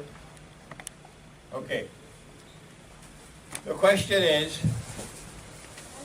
I offered a suggestion as a response to the digital monetary system, that we should not only return to dinar and dirham, but we should also withdraw from the cities and seek refuge in the remote countryside. And the question is, should we seek the remote countryside in France and in Germany and the United States and Canada, or do we need to seek the remote countryside elsewhere in the world? That's the question. In the Qur'an, Allah subhanahu wa ta'ala has declared, and it is in Surah Al-Isra, and he says, بعد أعوذ بالله من الشيطان الرجيم. I'm quoting the Qur'an in Arabic now for the first time. وَإِن مِّن قَرْيَةٍ إِلَّا نحن نهلكوها قبل يوم القيامة أو معذبوها عذابا شديدا كان ذلك في الكتاب مسطورا. He says, subhanahu wa ta'ala, that not a single city will escape, but he's going to destroy them all. And those which escape destruction will be punished with severe punishment. And this is inscribed in the book. But Allah is not unjust. No. So He will not destroy a city in which the people do not deserve to be destroyed. No. He will not destroy a city, for example, if Nabi Muhammad ﷺ is in that city. Go interfere him.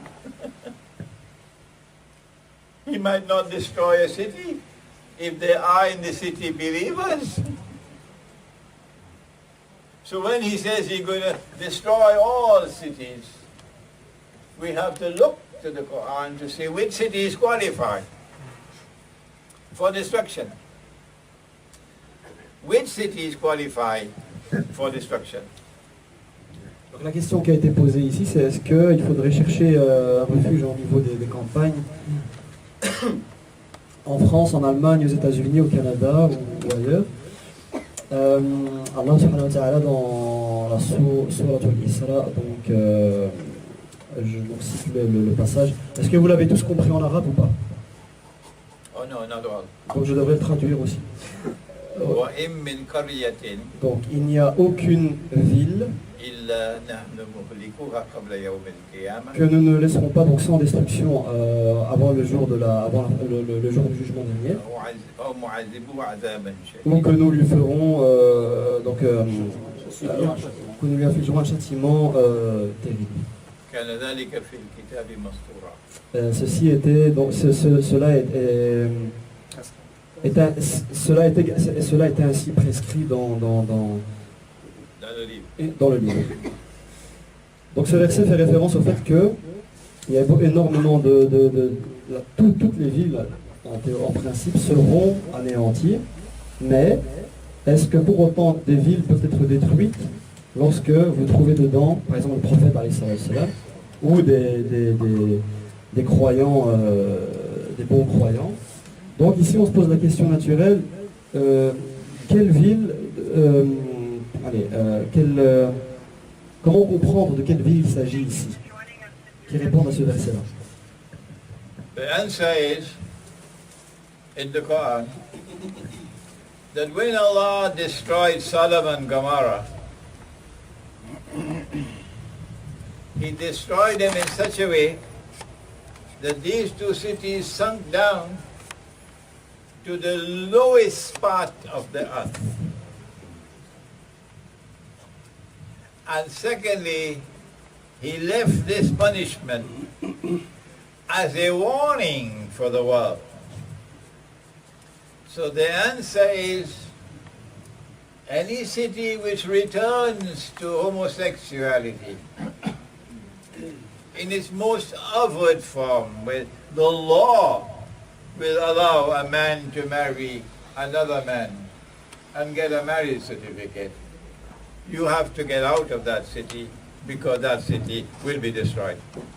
Allah subhanahu wa ta'ala a donné l'exemple de la destruction des villes de Sodome et Gomorrhe qui ont été englouties au niveau le plus bas de la terre.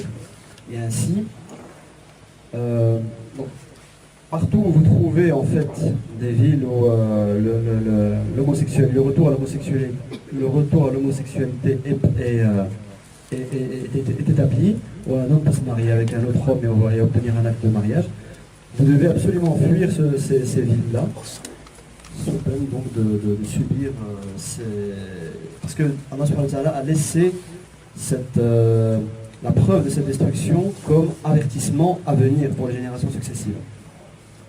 When we look at the world today, it is plain and clear that it is the modern West which is embracing homosexuality in its most overt form, meaning the law permits a man to marry another man and get a marriage certificate.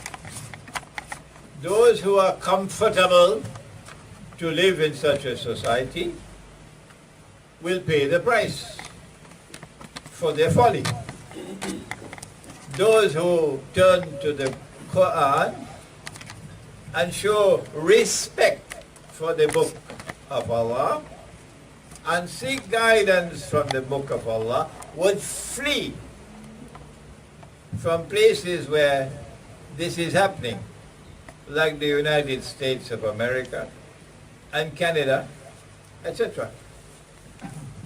Aujourd'hui, quand on regarde la réalité du monde aujourd'hui, on constate que c'est le monde occidental qui prône le plus l'homosexualité. Et ainsi,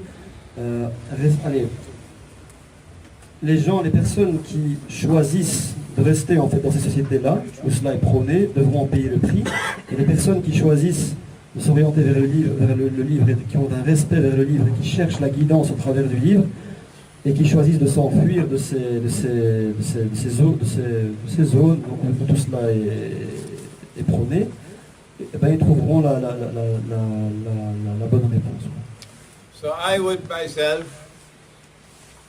seek refuge in the Pakistani remote countryside and the Algerian remote countryside and the Russian remote countryside, because Islam and Orthodox Christianity are resisting this homosexuality.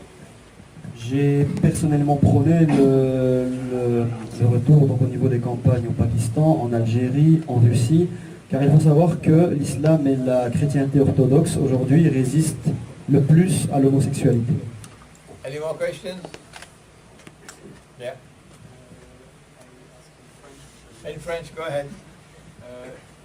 Pour les pièces d'argent, d'or, aujourd'hui c'est très difficile de trouver des pièces où il n'y a pas de figures d'animaux ou ce genre de choses. C'est quand même rare d'utiliser ce genre de pièces.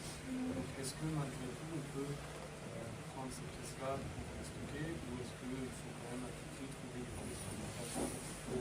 Yeah.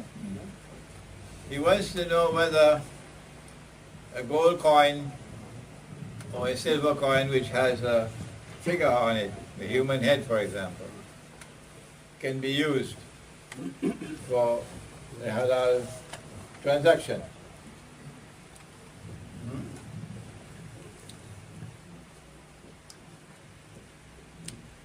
When Nabi Isa alayhi salam, Jesus, the son of Mary, went into the temple, he found the money changers ripping off the people, and he cursed them, and he turned over their tables, and he chased them out of the temple, Masjid al-Aqsa. And he said, you've taken the house of God and converted it into a den of thieves. lorsque, lorsque Jésus, Sidna Isa, le fils de Mariam, a découvert que, donc, à Al-Aqsa, que les money changers, donc ceux qui changeaient les monnaies, étaient en train d'extorquer les fonds des gens et qu'ils les arnaquaient, en fait, il les a maudits, il a retourné les tables, il les a chassés de là en leur disant que vous convertissez la maison d'Allah en lieu de Caverne de voleurs. Caverne de voleurs. caverne de voleurs. Voilà. Merci. What they were doing was changing temple money. The temple was minting its own coins with no human head, changing the Roman money, which had the emperor's head on it, and the temple would not accept that money. So they were changing Roman money for temple money. That's the money changer. But in the process of changing gold for gold, number one, the transaction must be equal for equal, said Nabi Muhammad alayhi salatu wasalam. So if you have 25 grams on this side of Roman money and you change it for temple money, you must give 25 grams of temple money. Number two,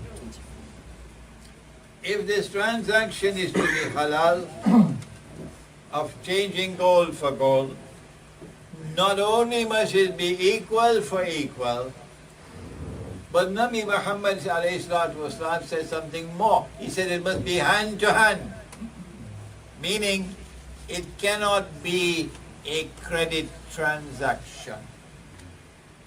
It must be cash. This is the hadith.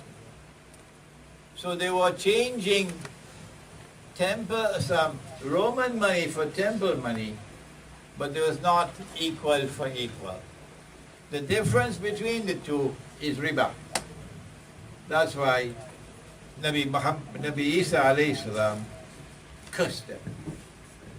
Nabi Isa alayhi salam les a maudits parce qu'ils ne respectaient pas la balance dans les échanges qu'ils faisaient. Ils échangeaient en fait la monnaie du temple contre la monnaie des Romains. Bien que ce soit de l'or contre de l'or, il n'y avait pas d'égalité au niveau des quantités, et ça c'était effectivement de la riba. Yeah, riba, yes. And so, the Jewish and Christian law would have been that a coin with a human head on it would not be accepted by the temple. Whether or not this coin can be used in the market is a different matter. Okay? I am not a mufti, and hence I am not qualified to declare whether or not in our market we will accept and use a coin with a human head on it. Okay? But I have to recognize that the free and the fair market does not exist anywhere in the world today. It's gone. And so I personally, for my own sake, I would accept the coin, even if it has a human head in it.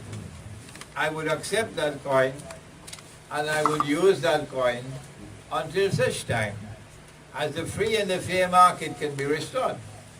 What you would do is for you to decide.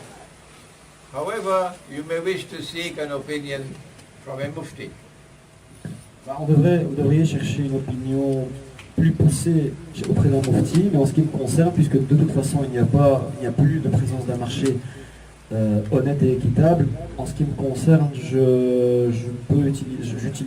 j'utiliserai en tout cas une pièce de monnaie en or, même s'il y a une effigie de quelque chose, un portrait ou quoi, une figure ou quoi.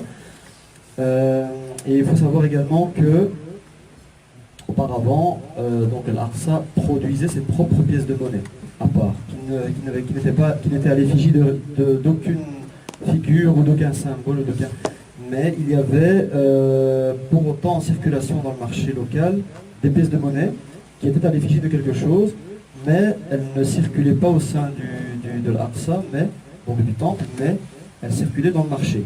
Ça ne posait pas forcément de problème. Voilà. Mais donc en ce qui concerne le Cheikh, étant donné qu'il n'y a pas de marché équitable et honnête, il utiliserait quand même les pièces de monnaie à l'effigie, puisque d'office il n'y a pas de marché équitable et honnête. Any other questions? Oh la la. Oh la la. Another more on this side, okay? We start with this one. Very brief comment on the current situation in Syria. There's been some developments in the recent days. And Good. We'll postpone Syria And another, while we deal with money. yeah, small question related to the money. Probably you all know that Colonel Gaddafi wanted to introduce the golden dinar again in Libya before the intervention. Your comment on that? Yes, we were not aware that Colonel Gaddafi was doing that. He wanted to restore a monetary system for Africa based on gold. And may Allah bless him for that. Yeah, may Allah bless him for that. It was only after the fools with a capital F who took weapons from Santa Claus and took American dollars from Santa Claus and took all the logistical support from Santa Claus to wage their bogus jihad against the government of Libya and to overthrow the government of Libya, to replace it by one that was submitting to NATO. It is only after this happened that we came to know about this plan. And then we realized that the Arab Spring was not so much about flowers,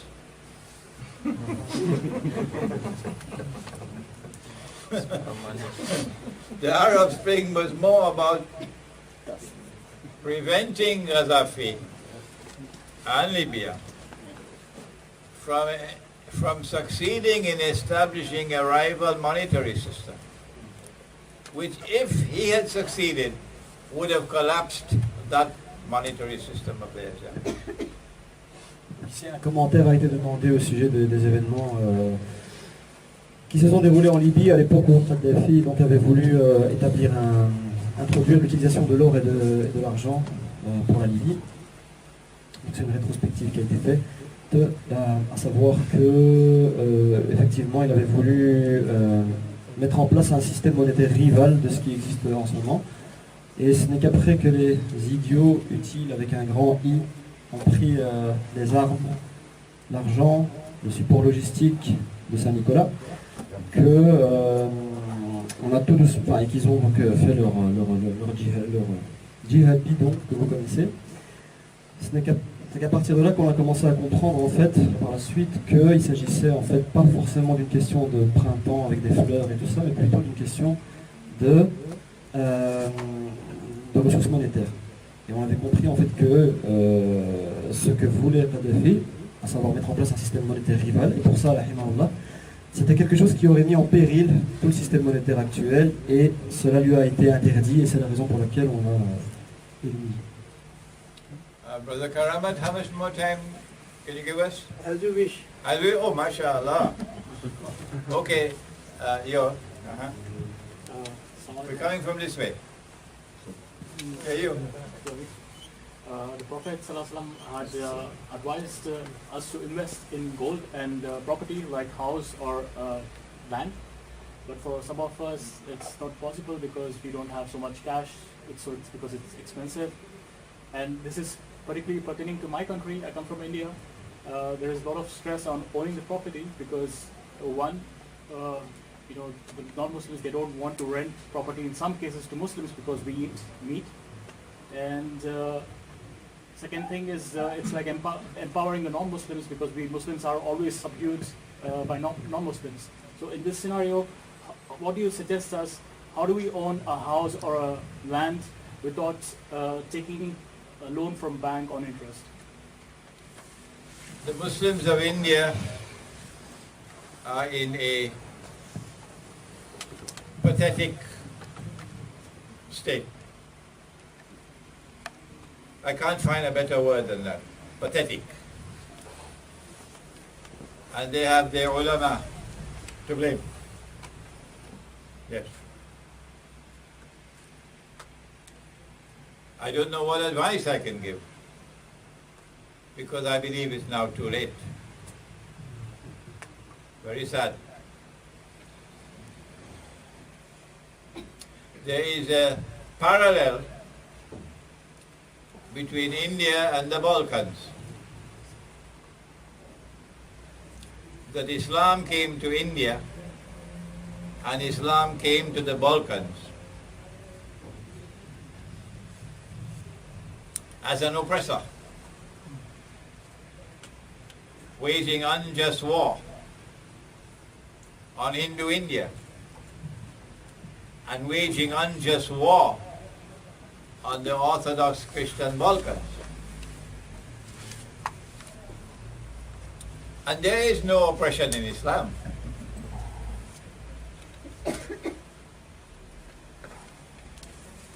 And the Muslims responded with pride.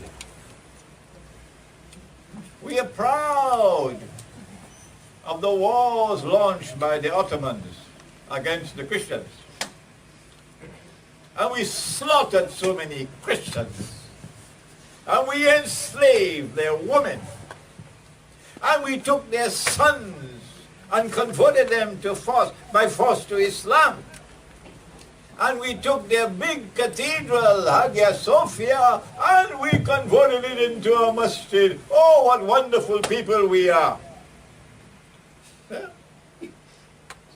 The same thing in India. The Hindus did not invite you to come and rule over them. No.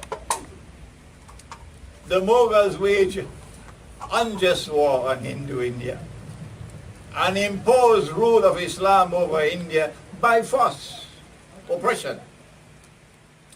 Do you think the Hindus are going to love you? Huh? Do you think the Orthodox Christians are going to love you when you're an oppressor? No. The way to correct that situation is for the ulama to first of all denounce oppression, and number two, apologize to the oppressed that this is not Islam. That is now beginning to take place in the Balkans. Alhamdulillah that I have made some effort and I'm seeing some fruit. But I'm not seeing any evidence in India. No. Of Indian Muslims waking up and recognizing that Islam was an oppressor in India. And the Hindu reaction is normal and natural to hate Islam. Okay? If the ulama of Islam in India were to denounce Muslim rule over India as unjust, and were to apologize to Hindu India for Muslim rule over India, that would be a good start. Secondly, if I am living amongst a community of people and none of them allow you to eat beef, that's their religion. And I am living amongst you. Even though eating beef is halal for me, I would have the wisdom, elementary common sense, to abstain from eating beef out of respect for your feelings. Guess what Muslim India did? When the Khilafat movement was established, Mohandas Gandhi came to the Khilafat movement and offered, I will support your Khilafat movement on the condition that you take a stand that against you will not allow the killing of cows in India. Maulana Abdul Bari, who was the chief alim in the Khilafat movement, decided on the basis of expediency, okay, we will now not allow the killing of cows in order to get Gandhi to join the Khilafat movement. I would have responded differently. I would have said to Gandhi, you don't have to ask us to do that. You don't have to negotiate with us to do that. We will voluntarily stop eating beef in India out of respect for your religious feelings. If you want to join us in the Khilafat movement, you'll do so on the basis of your integrity, your sincerity that you support this cause. They didn't do that. So the Indian Muslims lost. They missed the boat. Both in terms of Indian rule over India and over the eating of beef. Now what to do for Indian Muslims? What to do? Unless you can produce scholars of Islam with eyes with which to see and use the light of the Qur'an instead of fighting like dogs and cats over Deobandi and Brelvi and put your foot like this and put your foot like that and have your clothes this length and that length. Sectarian firqabandi. If the Indian Muslims could get out of that rubbish and that mess and produce scholars of Islam once again, there might be some hope for you. Don't talk about the response to British rule leaving India and the creation of Pakistan. That's a different story. I don't think you need to translate that. Any more questions now from this side? Tariq. You just spoke now about murabaha. So, Murabaha. Yeah, what other solution for murabaha to be okay? What's the solution? The answer is the Prophet ﷺ has prohibited two transactions in one. You know, buy one, get one free. So what we need is two separate transactions. The first transaction is where you will buy the house for the cash price.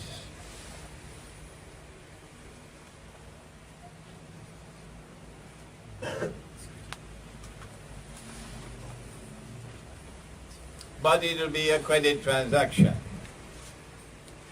You will be given time to pay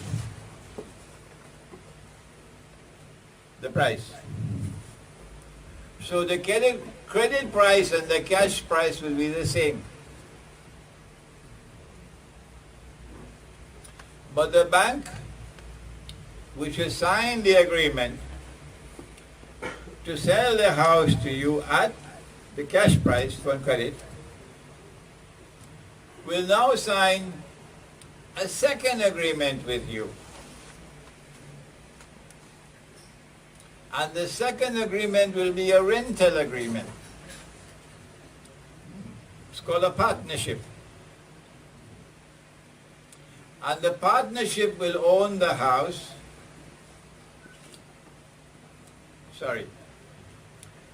The first agreement would allow you to buy the house from the bank on credit at the cash price. So if you begin with buying 5% of the house, you will become 5% owner, and the bank is 95% owner. And as you buy more, your ownership increases until eventually you buy the whole house. But always every time you buy from the bank, it must always be at the market price of the house, because the market price can change. It can go up, it can come down. So every time you buy an additional 5% to 10%, it will always be on the market price of the house. This is the first transaction. To buy the house from the bank at the cash price, but to give time. And as you buy from the bank, it must always be on the market price. Yeah. Donc ici, on parle de ce devrait être deux transactions séparées. La première ici, c'est d'acheter auprès de la banque le bien, la maison.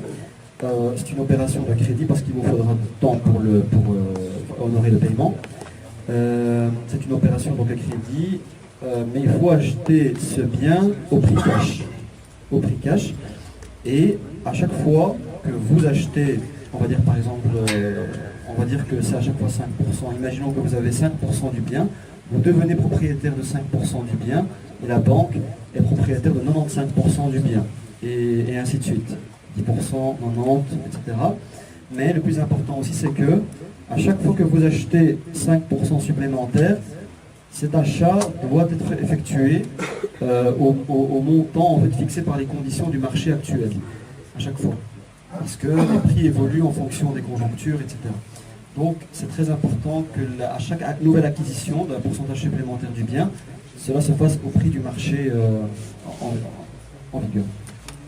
This is the agreement for the purchase of the house. But you want to live in the house while it is being purchased. So now you have a second agreement, which is a rental agreement. And you will now rent the house at the market rental value. And every month you pay the rent. One portion of the rent goes to the bank, and one portion comes back to you based upon your proportion of ownership. As your proportion of ownership increases, the amount that's coming back to you will increase. However, the rental agreement must stipulate that after a certain period of time, you will have a re-evaluation of the rent based upon the market rental value. Donc ça c'était pour le premier contrat pour l'acquisition, l'achat du bien. Maintenant la deuxième transaction qui va être signée, c'est celle qui concerne la location du bien, parce que vous voulez vivre dans ce bien, autrement pourquoi est-ce que vous l'avez acheté? Donc ici, on va signer un contrat pour lequel il y aura un montant de location qui sera payé chaque mois, mensuellement, montant de location qui sera bien entendu fixé par les conditions du marché, comme on vient de le dire. Et ça c'est important. Et ce qu'il y a aussi, c'est que quand vous payez un montant de loyer, une partie va à la banque, une autre partie vous revient en proportion de ce que vous détenez de plus en plus comme propriété, parce que vous payez de plus en plus. Et la dernière chose, c'est qu'à un moment donné, il y aura une réévaluation du montant de location, car les conditions du marché évoluent et il faut toujours en tenir compte. Finally, since there is joint ownership of the house, if taxes have to be paid, the taxes will be paid by both parties based upon proportion of ownership. And maintenance and repairs of the house will be borne by both parties based on proportion of ownership. Dernière chose, tout ce qui touche en ce qui concerne les taxes, les contributions, etc., cela doit être partagé par les deux parties puisqu'il s'agit d'une copropriété entre l'organisme qui vous vend le bien et vous-même. Également, en ce qui concerne tout ce qui est les frais afférents à la maintenance, réparation, entretien du bien, doivent également être partagés par les deux parties, supportés par les deux parties. The important thing about this transaction is that the buyer is never in debt. If you die, with a debt, and without leaving the means to pay the debt, then Nabi Muhammad alayhi salatu wasalam will not pray over your body. A janazah was brought to the Prophet alayhi salatu wasalam for him to perform the salatul janazah. He asked, did he leave any debts? They said no. So he performed the salatul janazah. Another janazah was brought for him to perform the salatul janazah. He asked him, did he leave any debts? They said yes. And he did not leave the means to pay the debts. So he refused to pray over his body. He said to his companions, you pray over your body, but he will not. Abu Qatada al-Ansari, radiallahu ta'ala anhu, then said, O Messenger of Allah, I will pay the debt. Then the Prophet alayhi salatu wasalam performed the salatul janazah over that body. And so only a fool would sign a contract for debt over 40 years. 40 years? That you're indebted for 40 years? Huh?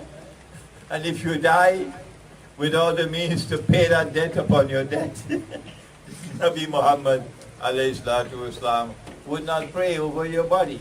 But today we have so many people who no longer turn to the Qur'an for guidance. No. Guidance comes from MIT and Harvard and Cambridge, the Sorbonne. Yeah, that's where you get guidance. La chose la plus importante par rapport à ce type de transaction, c'est que l'acheteur ne doit pas être dans une situation d'endettement. Il ne doit pas se retrouver dans une situation endettée et surtout, il ne faut pas laisser un acheteur en situation. Il ne peut pas mourir en ayant laissé des dettes. Et là, donc, il raconte qu'il y a un cortège funèbre qui passait une fois auprès du prophète alayhi salatu wassalam, pour lequel on lui a demandé d'assister à la prière mortuaire. Il a demandé ce qu'il a laissé des dettes. On lui a dit que non. Il a effectué la prière sur lui, sur le défunt. Et un second cortège funèbre a suivi, idem, est-ce qu'il a laissé des dettes? Oui, il a laissé des dettes. Alors le prophète alayhi salatu wassalam a demandé aux personnes de prier, à ses compagnons de prier sur le défunt, mais lui ne prierait pas dessus. Et puis Abu Qatada al-Ansari, radiallahu ta'ala anhu, a pris position pour dire au prophète alayhi salatu wassalam, je vais honorer cette dette-là. Et ainsi le prophète alayhi salatu wassalam a pu finalement honorer sa prière sur le défunt. Et ainsi, pour finir, il faut vraiment être égaré que pour pouvoir contracter un contrat avec un prêt réparti sur 40 années, vous vous maintenez dans une situation d'endettement qui peut aussi être transférée sur des générations futures au cas où vous mourrez. Mais aujourd'hui, très peu de personnes s'orientent vers le Qur'an pour chercher la guidance. Et la guidance aujourd'hui vient d'autre part, comme le MIT, la Sorbonne. A man came to the Prophet ﷺ and said, O Messenger of Allah, if I were to go into the battlefield in war, of course never as an oppressor, you are fighting a just war, not as an oppressor. If I were to enter into the battlefield and I were on the front row fighting and I'm killed, would I enter into Jannah? The Prophet said yes. The man was turning around to leave. The Prophet called him back. He said, wait, come back. Here is Jibreel alayhi salam. Allah sent him to say that you will enter into Jannah provided you died without a debt. Un homme est venu demander au prophète alayhi salatu wassalam, au messager d'Allah alayhi salatu wassalam, est-ce que si je vais faire le djihad, le combat, donc bien entendu pas en tant qu'oppresseur mais mais pour une cause juste, et si je suis sur la ligne de front tué, est-ce que je rentrerai au paradis? Il lui a dit oui. Et au moment où la personne se retournait pour s'en aller, le prophète alayhi salam l'a rappelé pour lui dire reviens. Il y a l'ange Jibril alayhi salam qui est ici pour dire que tu rentreras effectivement au paradis, mais à la seule condition que tu n'aies laissé aucune dette. Any other questions? Yeah. Next one. Okay, the last row. Which steps has somebody to take to become? I can't hear you. Which steps had somebody to take to become a student of you? Did you hear? Which steps somebody has to take to become a student? To become my student? Yes. You're all my students already.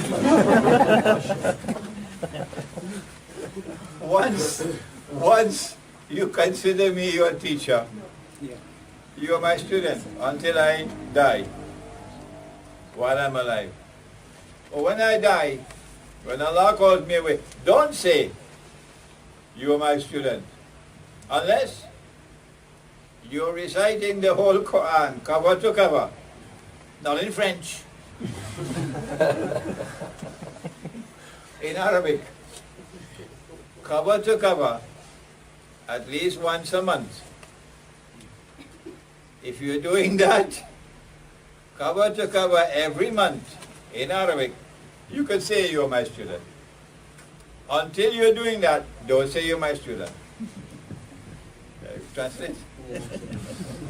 Donc oui, vous êtes mes étudiants à partir du moment où vous m'avez choisi comme professeur, mais le jour où Allah me rappelle à lui, ne dites pas que vous êtes mes étudiants à moins que vous ne lisiez le Qur'an, donc du début jusqu'à la fin, une fois par mois, pas en français, en arabe.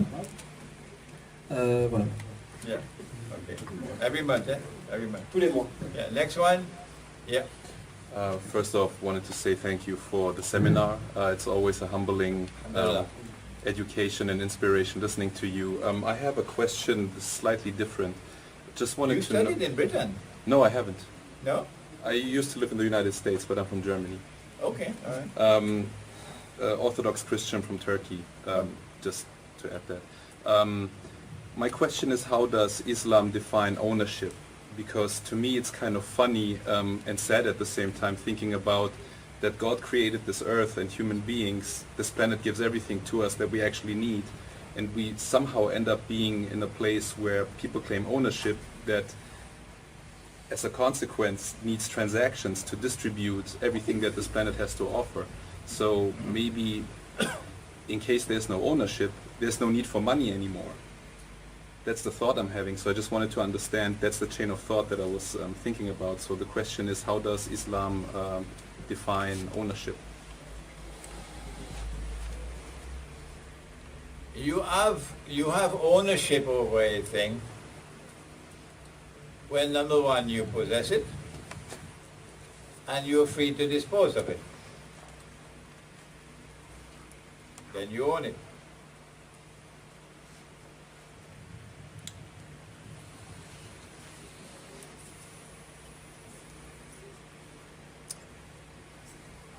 But if I want it and you have it, then there is a process of acquiring it. It's called buying and selling. Right. So Islam recognizes ownership of property, of things, yes, that Allah created, the Lord God created. But having created, He placed it at our disposal. وَسَخَّرَ لَكُمْ مَا فِي السَّمَاوَاتِ وَمَا فِي الْأَرْضِ. He not only created, but He then placed it at our disposal. There are some things you are allowed to buy and sell, but the Arabs went a little bit too far. They were buying and selling women. Yeah. And we had to come and correct that situation. Okay? There are some things you're allowed to own and to buy and sell, and the other things you're not allowed to own and to buy and sell. Okay? And buying and selling is based upon a free and a fair market. are there some things which are owned by the community? Not private ownership, but public ownership. Well, I would assume water is one of them. Yeah. Yeah. Dajjal is moving to destroy public ownership and to ensure that the whole world ends up in private ownership. That is what is happening now. So, you want water? You're going to buy the water. In Mecca, nobody sold milk. No. Milk was the common property of everybody, the whole village. In Africa, I think, in many parts of Africa, it's still the same way today. You don't buy and sell milk. Huh? Tomorrow, even to breathe the air, they might want to charge you to breathe the air. So it's necessary for us to demarcate what belongs to the public and what can be owned privately. I am not the specialist in that field of law, but there are scholars of law who are competent to answer you on that question. Yeah. Next question. Thank you. Next after you. Okay, go ahead. Okay, to introduce my question, I wanted to point out that your analogy with the dead body of Nabi Sulaiman and the bogus monetary system triggered my memory as a former Christian. The only mention of monetary system in Torah is relating to Nabi Sulaiman, and it is also in the Revelation in Injil. So to me that's the proof that it's the same author who gave us Torah, Injil and Qur'an. And if you want, I will give you the verse if you want. But my question is, before you proceed, you get my email address. I give you the, yeah. Send me that quotation from the Torah and the one from the Gospel. Okay. Yeah, go ahead. And where are we standing each other, actually? Remember. And also, so my question is, how can I avoid so far when I pay a rent in France, half of the price is for labor, and the other half is for taxes that go through the states directly to the private finances mortgage bogus lending monetary system. If I pay half of the price, usually I always avoid to pay the other half. I'm in contradiction with the secular law, but I'd rather be in adversity with secular law as with Allah's law. So I don't want to have debts the day of judgment, but I don't want to pay fake debts with fake money on fake price. And if we were in a not bogus monetary system, for instance in Germany, 2/3 of the rent is just taxes that go through the state direct to private mortgage to redeem the national debt. So if I pay this 2 or the third, is it my share the day of judgment?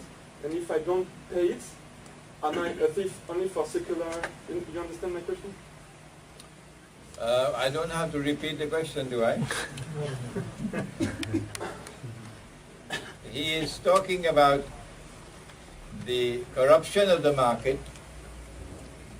so that when I rent an apartment, I'm not paying the fair rental value. Rather, I'm paying the rent plus the cut which is for the bank, plus the cut which is for the government, plus this, plus that, plus the other. Okay?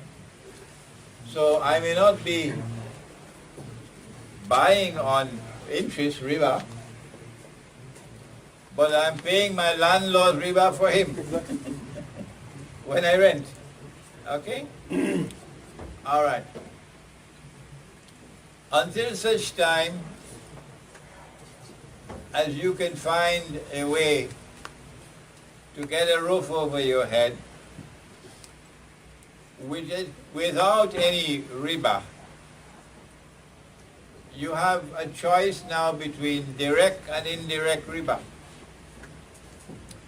Direct riba is when you go to the bank and you borrow money on interest to buy the house. And indirect riba is when you're paying your landlord's riba for him. When a Muslim is faced with two alternatives and both are evil, the Prophet ﷺ advised that you should choose the lesser of the two evils. However, this is temporary. While you are with the lesser of the two evils, you have to be constantly searching. I met a grandmother in Johannesburg. She's a grandmother. And she said to me, I built my house with my own hands. Yes, the African knows how to build a simple house.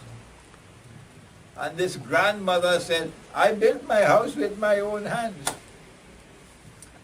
I went to the countryside of Cape Town. I met a German family. He was a lecturer and she was a lecturer in Germany. And they had about 5 or 6 children. And they gave up their jobs in Germany and they went to South Africa and they did what the South African government, tears came from the eyes of the South African government when the South African government saw what the German couple did. The husband and wife and the children built their own house. They got a tree and they used the tree as the support. Yes. And then from that tree they were able to build, little by little, with their own hands. And eventually they built their house. And they never borrowed any money on interest. So, وَالَّذِينَ جَاهَدُوا فِينَا لَنَهْدِيَنَّهُمْ سُبُلَنَا. Those who strive and struggle in our way, we will open for them the doors. Okay. All right, time up. Time up. Yeah. Yeah, okay. All right, one more question. Yes, last one. Oh, you okay? Okay, 2 more. I had a very short, because I'm listening about the silver dirham and golden dinar, your lectures now for almost 10 years, and it is really a thought-provoking process, but at the same time, being an engineer, I analyze the whole situation. To cut the long story short, I am aware of your lectures and your suggestions. What do you think about encrypted currencies such as Bitcoins? Have you ever given some thought about that? Good. I'm happy that you asked this question. Dabbatul Ard, the termites, they eat little by little. So it's an incremental process. Bitcoins, another what they call cryptocurrency, and otherwise called virtual money. I don't know, maybe Santa Claus is providing all of these terms. Have come into the market at this time to facilitate the psychological acceptance of a tomorrow of only electronic money. That is the role it is playing. But Bitcoins has no intrinsic value, and all the virtual monies and cryptocurrencies have no intrinsic value, and hence do not qualify as money. Yeah. Last one. Sheikh, before I ask my question, you're mentioning that we have to pay for breathing fresh air. And in England, we're going to pay to flush the toilet as well. Ready? Yeah, so talking about public ownership going private, this is how bad it's got. But the question is, regarding the ayah, the verse that you mentioned in Surah Al-Isra, where Allah says, I will destroy every town and city. She said, in your opinion, do you think that is destruction that's going to be happening, that's pending because of the Malhama to come, or through mankind's own activities, like you said, the homosexuality going legal, where Allah retaliates through disease or some sort of natural disaster. What do you reckon your opinion is that? How's the destruction going to happen? I have recognized from the Qur'an, number one on the list for destruction. Number one is when a society returns to homosexuality. And the most overt form of acceptance is when the law of the land declares that a man can marry another man and get a marriage certificate. If you're still living in that land, when the law stipulates such, and you know that, then you deserve to be destroyed together with all the rest.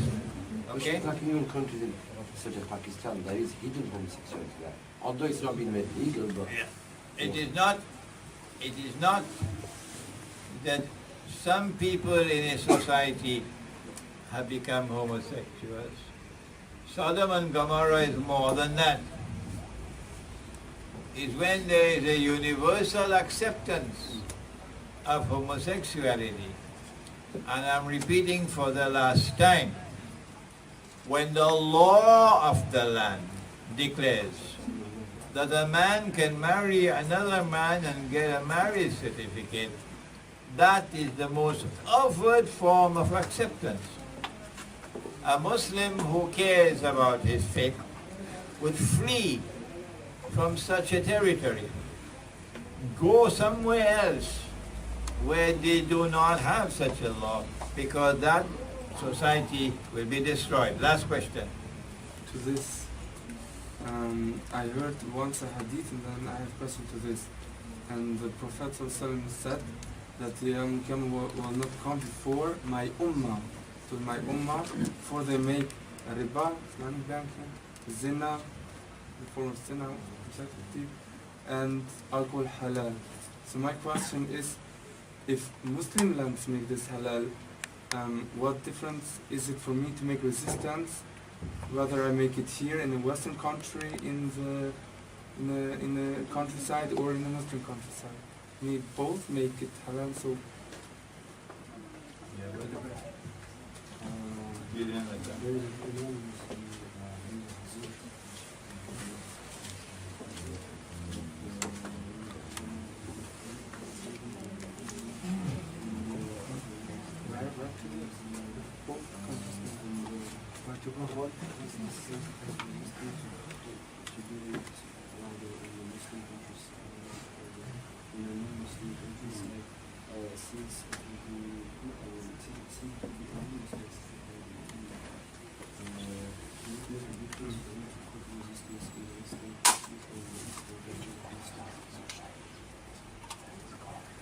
Hijrah becomes mandatory when the law of the land states that a man can marry another man and get a marriage certificate. The only countries in the world today where this is occurring is in the Western world.